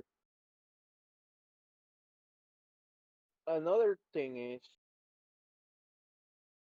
and I don't think, well, maybe what he said about the weapon, but since they have, they said that they were not using any weapons, only humans were using balloons, because it would be unfair if the gods had their weapons. So I kind of doubt that the theory about the whole Shiva using that, what was it called, the whole thing, the weapon. Dude, I don't know. Oh, the thing I brought up. It's called the Brahmastra, Yeah, and that thing. the version Shiva is supposed to have. I'm not even gonna fucking try to pronounce that. Pashupat. It's a Hindu name. What were you just saying? I was just gone for like 30 seconds. I heard you bring up how they said that his war dance was like his trump card, right? Yeah. Well, I was saying that basically they said that it was his trump card. The start, I think they also said at the beginning of the whole fight that the gods would not be using their weapons because it would be unfair to the humans. So I kind of Well, we've had maybe, like, but I don't seriously see Shiva pulling a weapon well, or three of the something five like have that. already been weapon users. We've had Thor, Poseidon, and Heracles have all been weapon users. It was just Zeus because he was like, oh no, if I use my weapon, this is going to go by way too quickly. And with Shiva, it seems like his fighting style is primarily hand to hand. Now, an interesting thing about the war dance is if you look, we're gonna get into like the oh shit, it's like almost 1 in the morning, so I'm forgetting words now. But we're gonna get into like the very specifics of how they phrase things. They say that Shiva's war dance is one of the treasures of Svarga, meaning there are more. And like some super ultimate one-hit kill, world-destroying weapon. That sounds like another thing that would be a treasure of a pantheon of gods. So that seems like I mean I'd never heard of it before, so I don't know how obscure that is. If they would do that, if they're just going to do something with Shiva's third eye, which is not really a trunk. I don't know. I mean, I kind of doubt it because as of now, his eye just kind of seems to be just for aesthetics, you know? Yeah, I Doesn't just think really that's seem to do weird that anything. it's something that's so prominent in mythology. Like for all of the other gods that have gone, Thor got Mjolnir, and Zeus didn't have his lightning bolt, but like we know he has a weapon and his speed was lightning fast. Poseidon, Well, they kind of fast. made the water thing like a fucking metaphor. I'm sorry, there's a car going by. I don't know if you can hear that. Fucking hate these people. um, and Heracles had like the 12 labors. They incorporated that. But with Shiva, the dance is like more of an obscure thing as far as I understand. That's an actual thing he does in the mythology. Like his dance of destruction creates like fire. But the third eye of Shiva is like super important. So for them to Yeah, not place any prominence on it is weird to me. That seems like a really important thing to just not make important in a series about gods from mythology that have important shit about them, and then you yeah. incorporate. If I remember right, his eye, the powers he had was is always closed, but when he opens it a little, he can kill any mortal. If he opens it a little more, he can kill all demons, and if he fully opens it, he can kill gods and all creation or something like that. Yeah, so they had to nerf him a little bit for this. But yeah, personally, as of now, all his eyes seem to be just for aesthetics. You know. Yeah, at the moment. Yeah, at the moment. Also about the weapon, seeing the personality of Shiva and all of that, I kind of see it to be kind of out of character for him to bring out a weapon to win. Yeah, I can certainly see that. But we also have to consider that this is like not a situation that Shiva's been in before, and he's also fighting under different circumstances than he used to be. Like he's fighting for I don't know what he going like the honor of the entirety of the Hindu pantheon. So like it's kind of I more mean, important than just whatever your personal businesses or whatever. So like if uh, you're gonna go all out, you should probably do it now. I think another important detail I forgot because I think that weapon is supposed to have been created by Brahma, who was the last of the um, big gods that he beat before fighting Rudra. Another weird thing is that he only used that war dance against Varna, and Varna was not the strongest of the gods that he fought. Like right after that, he fights Brahma, who was like totally stronger than uh, Varna, and they don't make any mention of him using it against Brahma. So he must have used something else to beat him, and that something else is probably going to be actually, whatever he uses now. you're talking about the lightning god, right? Uh, who? Wait, we're The getting the a one little. that I think it was Indra or something like that. The one No, that was Rudra, walking not and Indra. Like they show Shiva's just standing there, and Rudra goes off to fight him by himself. It's probably because he's yeah. a goddess or whatever. I mean, the only one that seemed to know about the downs was that guy, and the others he just seemed to be talking about he punched them all on something like that. In the previous chapter when Lundra appeared again, they were just Yeah, making fun about how he punched every single one of them to her or something like that. yeah. I like. It just seems bizarre for him to use his trump card against someone who's like clearly weaker than the other people that he fought, and for them to like, did he just get that much stronger after beating Varna that he didn't need to use any trump cards against Brahma? I I don't know. Well, yeah, it's kind of weird, but since also like me personally, I don't think he's going to, if he has a weapon, I don't think he's going to use it given his personality. Yeah, Because he's it good may just not punching hard and going fast. it may not even necessarily be like a physical weapon. That may just be their interpretation of Shiva's third eye. It's like, he unlocks his third eye. It's not really open. It's just there. But it'll like fucking dilate or whatever, and this big Yeah, that laser spear thing will come out of it. If they do that, it'll be something like that. I think instead of him just materializing like a yeah, spear I, I, everywhere. I I don't mean a physical weapon. I mean stuff like that, like if he can shoot a fireball or something like that. Because Yeah, he doesn't seem to be the person that would go back and start attacking from the distance to be safe. He just needs to go yeah, punch and fast. Yeah. yeah. He's kind of a fucking idiot like that, as I've Yeah. noticed. He's So one of those guys. yeah. So it's possible that he can win. Yes. But it kind of doesn't seem like good odds. I mean, a single Biden's one a of the good forbidden player. strike broke two of his hands. Yeah, Like like yeah. Raiden. I have to say this now. Raiden is like one of the physically strongest characters in the whole series. Like, there's a difference between striking and punching. Like, striking strength and lifting strength. And when it comes to striking Yeah. strength, Jesus Christ. Like, being able to explode someone's arms off with a palm strike is fucking absurd. So, like, whatever you think of Shiva, he is a god, and not just a god, he is the head of a pantheon. So, for your palm strikes to be able to blow his fucking arms off is so ridiculous. He's like, when it comes to physical strength, like base physical strength, Zeus Yeah. probably, and definitely Thor. Probably Raiden right after that. I'm not including Adam because he's as strong as, well, his strength is amplified to match whoever he's fighting. But probably after those two, we would have Raiden. Maybe even you could argue that Raiden may be physically stronger than Zeus, and that Zeus, a lot of his strength just comes from how absurdly fast he is. But, I like, mean, good God, is Raiden ridiculously strong. I kind of always compare Zeus, Raiden with buff form Zeus. Yeah. Because I have not gotten, the impression of Raiden giving the type of energy or something like that with the final form of Zeus, Adamas form.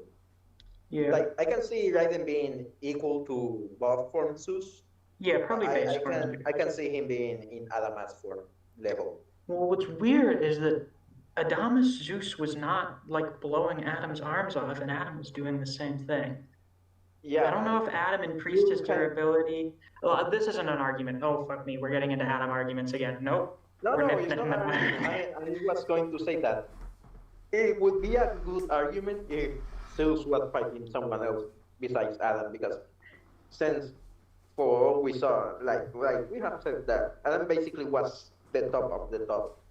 So Yeah. it's kind of hard to compare him to other human competitors. Yeah, definitely. I mean, like Adam's whole stats are so weird because After the Lord is just hacks, and it's like, what are your stats? Cool. If it's not lower than mine, those are my stats now. So if we saw Zeus going Adonis form against someone else, maybe, then we could probably give a better gauge of it. But we can definitely say that like Raiden is so stupidly fucking strong. Yeah, This is gearing up to be the most brutal fight, I think, in the series. I had a feeling it would because Adam versus Zeus was kind of brutal, but we didn't have like martial arts. It was just kind of two dudes punching each other. Now you've got a wrestler, and when I think of wrestling, I think of like grappling, and we saw like they made mention of Raiden's grip strength and shit, and I was like, oh god, we are going to be crushing limbs and shit, aren't we? And now we are. and doing more than that. It's been a while since we've seen bone breakage. All the while since like the first round, actually, when Lulu's legs got broken to shit. Um, yeah, this is gonna get really fucking violent by the end of it. Can I give my argument for why I think Raiden's gonna win? Sure. Yeah. So the side plot that was in this chapter, we had Odin, Zeus, and Loki, and the minor gods demonstrating that the gods are starting to get really restless. Zeus has that line about things not going the way they expected. You know, he's expressing doubt, and I think another loss would send them off and confirm their fears that they could lose this whole thing. Yeah, when we got the aftermath chapter for round 4, and Zeus said we cannot, under any circumstances, let them get a lead over us, I was like, oh, yeah, that sounds like foreshadowing. That sounds like you jinxed yourself there a bit. And maybe if Shiva does die, we'll get stuff going on with Odin, because I do think I think what's going on with Odin is that he wants to do like a coup and take over. An important part of doing that is weakening the other pantheons. So you got rid of Poseidon and Heracles, who are fucking dog barking outside my house. I don't know if you can hear that. You got Poseidon and Heracles gone. Those are big players for the Greek pantheon. Poseidon, one of the brothers of Zeus, he's a big strong dude on the Greek pantheon, presumably top 3 as for their pantheon as one of the 3 brothers of Olympus. Yeah. Then you lose Heracles, who's like the most popular charismatic celebrity, and like he's a big morale boost guy. And him being gone is really terrible for the Greek pantheon. Then if Shiva loses, holy shit, like the head of the Hindu pantheon is dead. What the fuck are we going to do? So I think Ragnarok maybe. Another thing is that Zeus has been weakened when he fights with Yeah, Arthur. Zeus is not in prime condition. Yeah, because Zeus basically is fucked up. So I don't think he's even in the best condition to even fight. Another thing of note is that Thor has taken the least damage of any of the god victors. So I think the idea here is he like put out some Norse fighters who were like almost definitely going to win with very little difficulty. Everyone was like, yeah, Thor's gonna fucking wipe the floor. And he pretty much did. Loki, I feel like Loki may actually be someone where Odin's like, yeah, whatever, fuck that guy. Who needs him? But when you look at a lot of the people that they're sending up, and a lot of them are like really significant, even if they're not super strong, like Anubis, Susanu, Beelzebub, these are all like pretty important deities to their respective pantheons. So them being eliminated or like put into less than optimal condition would be perfect for when you're going to stage a coup to try and take over the Council of the Gods.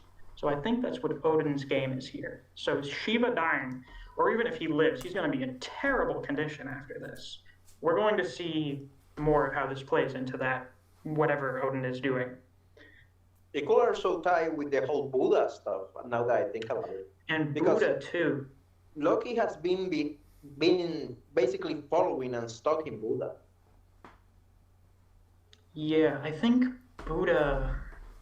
I'm not sure what's going on with Buddha. I think him and Odin may be traitors in different senses, whereas Buddha may be like a traitor for humanity, whereas Odin is just a traitor for his own gain. And Buddha may be like one of the only gods who's sort of, or the first god that sort of caught on to the plot. And it seems like Zeus kind of maybe knows what's up when he's like, hey, things really aren't going as planned, are they? Ha, leader of the Norse, and gives him like a look. So I think we're definitely going to be seeing how the outcomes of these fights plays into that side plot that's going on. Has any of you anything about Odin from the mythology, like the legit mythology? Odin from Norse mythology? Yeah. Not like particularly like any super specific myths. I know that he sacrificed his eye to gain knowledge, and he like hung himself from so, and that he dies in Ragnarok against Fenrir. Does he fight a Fenrir? Surtur, that's the one. Yeah. So I don't know too much about him. other than he's like a schemer type. Yeah, so if we go by the mythology, he's a fucking asshole. Oh yeah, Like, he's the biggest asshole he's ever. fucking terrible. I don't know who would be worse, Zeus or Odin. So if this really turns out to be the, legit, the whole plot of Odin, it really fits his character. I can't tell if Griever is really enjoying this or if he looks like really fucking tired. It's probably both. I just switched back to this stream for a second. You've been waiting to talk for like 15 minutes, haven't you? No, not at all. Not at all. I've been Okay, just making listening. sure. I've I been didn't mean to watching the hijack the chat. stream. I've actually done. Apparently, I created a new meme. I created the spin chair drinking meme, and I've also created the go get your beers and see how long they'll talk meme. So. I'm doing good. I'm doing really good here, ladies and gentlemen. Actually, I do have to end the stream. I do have to end the stream soon, guys. I really do, because my wife is sort of Yeah, bitching it's at getting me now. fucking late. It's like 2 in the morning for you, isn't it? Yeah. It's 2:04, and I have to actually end the stream kind of soon here. So instead of getting MC, more did you beers, have something? I tell you what. You guys keep talking. We're gonna get one more beer. By the time my beer is over, we'll end the stream. Does that sound fair? Ah, shit. She's here now. Hello. Ah, shit. Oh, God. There you go. Happened? Hey, Kishin.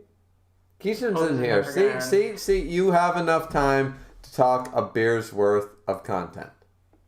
And Keishan Fantastic. knows how long a beer lasts, 4.5 minutes, so you're good to go. I've seen you make a beer last longer than that. Potato. It just depends. Oh, Griever, I wanted to hear what you had to say after my whole spiel. I know you wanted to say something about that, or do you want to wait until you get back from your beer? No, you know what? Alright. Honestly, I'm sorry. No, I'm not sorry. I agree literally with everything I heard. Like, every single time between you and Victor, every single time there was an argument, I was like, yeah, I'm on board. And then I was like, no, I'm on board with that. And then I was like, no, I'm on board with that. Like, every counterpoint. So I don't really have a dog in this race, honestly. Like, it just, or a horse in this race, whatever. I feel like everything you guys said was on point. Like, nobody disrespected Adam. I mean, I'll forgive anything said about Herc. And, because I know you're all just heathens at the end of the day. Yeah, sure. Mere mortals. Exactly. Mere mortals don't understand the greatness that is the Da Vinci Code, that is Heracles, that is Mary Magdalene, anyways. I'm a demon god. What the hell are you talking about? Yeah, that's right. Keishan's he's the overlord. He's the demon god. So, I mean, we just all have to bow down to Keishan anyways. So, fuck. I mean, but at the end of the day, no, honestly, when I was listening to you guys, I didn't really have a whole lot to contribute, because every single time I thought about saying something, either you or Victor would basically say what I was thinking. So, I mean, back and forth, you guys had a really stellar discussion and had a great argument right there. So, That's good to hear. yeah. I don't think I mean, maybe I missed something. Did you guys did MC Dude, Keishan, Misk, and Victor go against everything I've been saying for 4 months or something that I missed? But I didn't hear anything that was on that, you know what I mean? No, I think the gist of it has just been Shiva will need to pull a bunch of mythological bullshit out of his ass. Otherwise, Raiden just needs to do the rest of his moves, and that will decide who wins. Exactly. I heard the third eye argument, and I heard the whole he's got multiple eyes, and I heard all that stuff. But at the end of the day, he might have the third eye. Ryan's got his other moves. What we gonna do? You know what I mean? So, like, I didn't really have a whole lot to contribute. You guys seem to be on a roll, so I just let you guys have it. You know, that's the point of the after part. This live stream can go for 24 hours. I don't really give a shit. I could leave this thing on, go to bed, and come back. I don't really care. So, Oh joy. I mean, potentially. I mean, one day I'll do that. Keisha's One sitting there day. like, no, don't do that. No, because imagine if we all left this chat and then people decided to try and use this chat and it's all just being recorded. Oh, dude, free content. Weird. Oh, but the like, I swear to God, Nux Taku would use the memes after such a chat. Like, Memes. be gone for 8 hours, let the chat run rampant. It'd be hilarious. I mean, he kind of does that. I once I would say this has been a fantastic discussion. I was gonna mention that whenever the fuck I do my review, because I have Jujutsu stuff to do tomorrow with the jump chapters coming out. But like, I was gonna be like, oh yeah, we're doing like a discussion on Griever's channel. You should go check that out. But after this, I'm like, oh fuck, definitely you have to. You like basically, we had like a whole fucking debate about it. You need to go watch this. Yeah, go watch yeah. the stream. No, man, I appreciate that. Considering right now, I think Misk actually, Keishan, Misk has more subscribers than you or me, I think, right now. Yeah, no, this is weird. Every time I set a sub goal and I'm like, let's try and hit this by the end of the year. For some fucking reason, my sub gain increases exponentially whenever I do this. And then I hit it within like a month. So I hit 250 like 3 weeks ago, and I was like, oh yeah, let's see how close we can get to 500 by the end of the year. What are we at now? I don't know if I'm like You're at like I'm 360 or something. What's your channel called, by the way? MISC content. MISC content. 513. This is stupid. This You're is at so 500? Yeah, this is like really stupid. Holy I have no shit. idea why I'm getting this many this quickly. I don't know what I'm see, doing. I think. Keishan, this is why we put Misk in our videos, so that maybe we can be that great. Who knows? Maybe I'm a good luck charm or something. We'll see. We'll find out. Yeah, exactly. 514. I don't even know what provoked it. I think Oh my like God, one Keishan- video did really well, and then shit just started exploding. Okay, Keishan beat my ass really handily. Because I think I'm at like 350. 351, sorry. 351. Oh, now this is just a dick measuring contest. Exactly, that's what it became. Oh It my became God. a big dick No, this measuring is contest. so no, fucking weird. Griever, you had me beat for, it was like months. That's true too, but like that's the thing. You, Keishan, you went on and you made content after content. Me, I slacked off. I have all these videos ideas. I have like 18 video folders, which I know will gain me like 100, 200 views. I don't have time to make them. Like, I really want to make this milestone video really soon. Because before the Yona chapter comes out, all about like milestone chapters. What do you think? You know? And You mentioned that in the test stream. yeah, in the test stream, right? I want to make that video, but goddamn it, I don't have the time. You know, this is like for me, YouTube is a passion. It's not a job. Okay. So I mean, I'm sitting here working 45 hours a week, and then on top of running a household, like I just make this when I have the opportunity. So, and I know you're the same way, Kishan. So it's kind of like. Well, all right. Well, half. I stretched my stuff out. Like tomorrow, I'll record like 4 videos, but you won't see them until the last one will be on a Wednesday. So Yeah, like tomorrow I gotta record like One Piece. Maybe I'll do a Black Clover. Like I guess I'll try to make like 3 or 4 videos in one day. Stretch them out over the week just so I have content.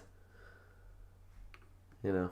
yeah, because I've noticed that if I upload like more than say 2, maybe 3 videos in one day, typically like they'll start to not get anything. So, and Yeah, I had that problem when I started early on. I like Chainsaw Man and Jujutsu chapters would come out, and I'd be like, whatever. Like, I'll get to it in like a day or two, and I would get like no, I'd get like 0 views for it. yeah, I had internet problems last week for when the newest chapter of Jujutsu Kaisen came out, and I was like, oh fuck, I won't be able to upload it for like a day or two. No one's gonna give a shit by the time I upload it. It's gonna get like 10 views, and it's done the best out of all my Jujutsu reviews. So hopefully I'm just at a point. I don't know when I'm gonna plateau. Maybe at like 1,000 or something. Because I think with certain topics you can only get so big. Like the communities, whatever you cover. Eventually everyone that's going to sub to you is probably sub to you. You know, that's what I I think did. I'm- I decided to do Seven Deadly Sins, and I'm this is my second channel actually. I had about 300, 400 subscribers on my first channel that got taken down, and Yeah, so you're about back up where you were. what's that? You're about back up where you were whenever your Yeah, channel yeah, was yeah. HBO. But then again, it took me another 2.5 years to get back up to this point. So really, realistically, am I at 800 technically, or am I at 400? Like I don't know. So either way, it's sort of hard on the old, the back and stuff like that. But either way, I I just want to shout out for all anybody who's still watching and stuff. This very long ass stream is that missed content. I didn't realize you texted me or messaged me when you were like surpassing me at 350, and now you're at 500 plus. Yeah, That's this amazing. is still so fucking bizarre. I Because I I, started watching you before I made this channel. I started watching you like a year ago. So this is still like really surreal to me. I mean, and that's amazing. That's amazing. Ladies and gentlemen, please go continue to subscribe to Miss Content. That guy is on fire, clearly. He's making content that clearly you guys want to see. So you guys, you go. You go to his channel. You subscribe to that channel. You Mind if like his I- videos. You You do mind if all I that shit. drop the link in the chat and stream chat? Do you mind? I don't know if this is like too much. Yeah, of a you plug-in. go right ahead, man. I don't really link We'll anything see in my how this chat, so works. you go right ahead. And at the end of the day, I mean, if once again, I try to catch up with all of Keishan Prime and Miss Content's videos when I have the opportunity. As you guys know, I'm very busy, but at the same time, I always try to catch up with all their content, all their videos that I am also interested in, which includes One Piece, Doctor Stone, Shuumatsu no Valkyrie, all those big titles. So definitely check out all of their content and check out all of my content. Of course, I'm always going to self-promote or self-praise up in here. So, because I know that Keishan shouts me out every once in a while. I shout him out whenever I get the chance. Misk, I'm sure, shouts out both of us whenever he gets the opportunity. So, either way, guys, this has been an amazing live stream. Over 3 hours, I believe. This live stream has gone over 3 hours. And we've had a great time. We've had a lot of great topics. We have a lot of great discussions. I hope we will continue to have more streams like this. I'm really hoping to open the floor to more. I want to make a lot more content, a lot more original content, a lot more videos. I keep saying this every live stream before I end it, but it is the truth. I just have very little time to do so. So I'm hoping to make the time. And anybody here in the chat, Keisha Prime, MC Dude, Misk, and Victor, do you guys have any last words before I end the stream?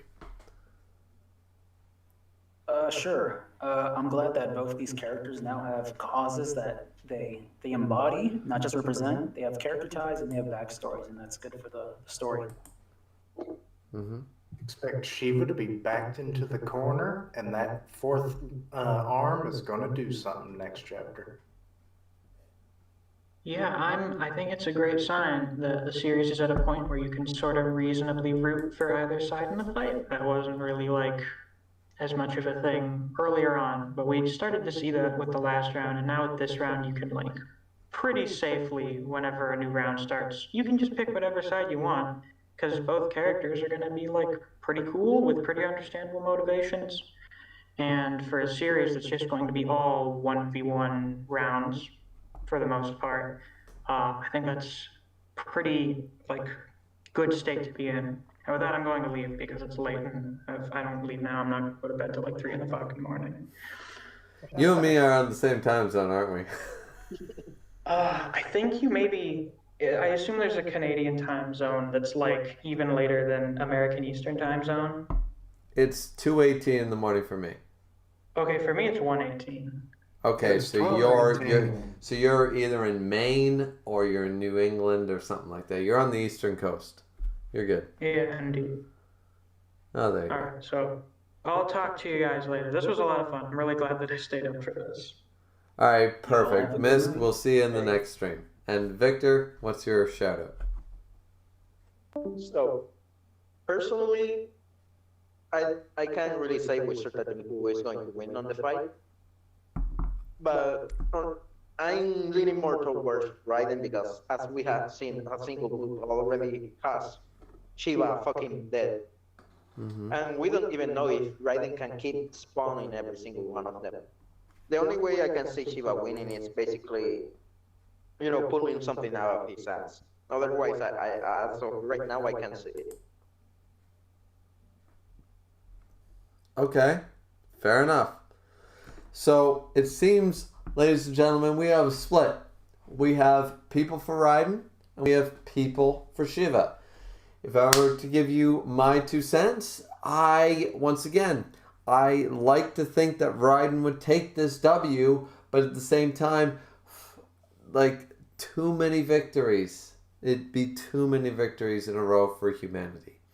So the next video were humanity, were Raiden to win, it would be almost a sure thing for the gods. And I don't think storytelling and dynamically, that makes a lot of sense. So that's my take on it.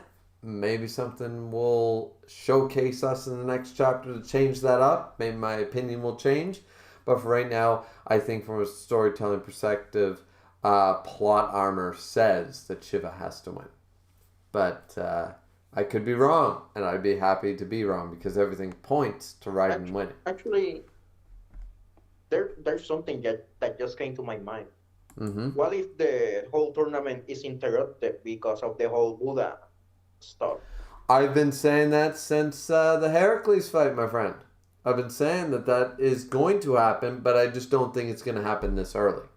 That shit's going to happen like around fight 11 or 12. Like right before the conclusion. Right before any... I would actually say that, like, if it turns out to be where the final fight is actually the decider, humanity has 6 wins at that point because it's 13 fights, right? Yes, absolutely, Or- Fusion. Okay, I was just making sure. Me and numbers. It's like it's 6v6, and it's like round 13 is the deciding factor. That's like like the fight's just starting to get going. Maybe it's midway through that fight, and then the interruption occurs. Exactly. A lot of people are saying that. Chubb actually is also similarly of that opinion that fight 13 will be the one that's interrupted. But I'm of the opinion we're going to be shocked and it's going to be like fight 11 or something like premeditated almost. So It has to at least be in the double digits at minimum. absolutely. We're going to see at least 10 fights before we get to this. But I think we're all in agreement that something's going to happen. Yeah, definitely. Yeah. So either way, ladies and gentlemen, thank you all so much for watching this 4-hour live stream that we managed to make. It's been a great live reaction video. It's been a great discussion. We have some great content creators in here as well, in the words of Keishan Prime, along with Miss Content, both great YouTubers, good friends of mine, and a bunch of other chat aficionados. with my Discord, which the link, of course, is always in the box below. I hope you guys enjoyed the stream. Like, comment, and subscribe. As always, it's always very much appreciated. I appreciate everybody that came into the chat. I appreciate everybody that commented, liked, viewed, all that good shit. So, thank you guys so much for watching. This has been Griever with your very late night Shuumatsu no Valkyrie Chapter 39 reaction video. We'll see you all back here next time. Signing out. Peace out, everybody. And don't forget, drink responsibly as always, because clearly my glasses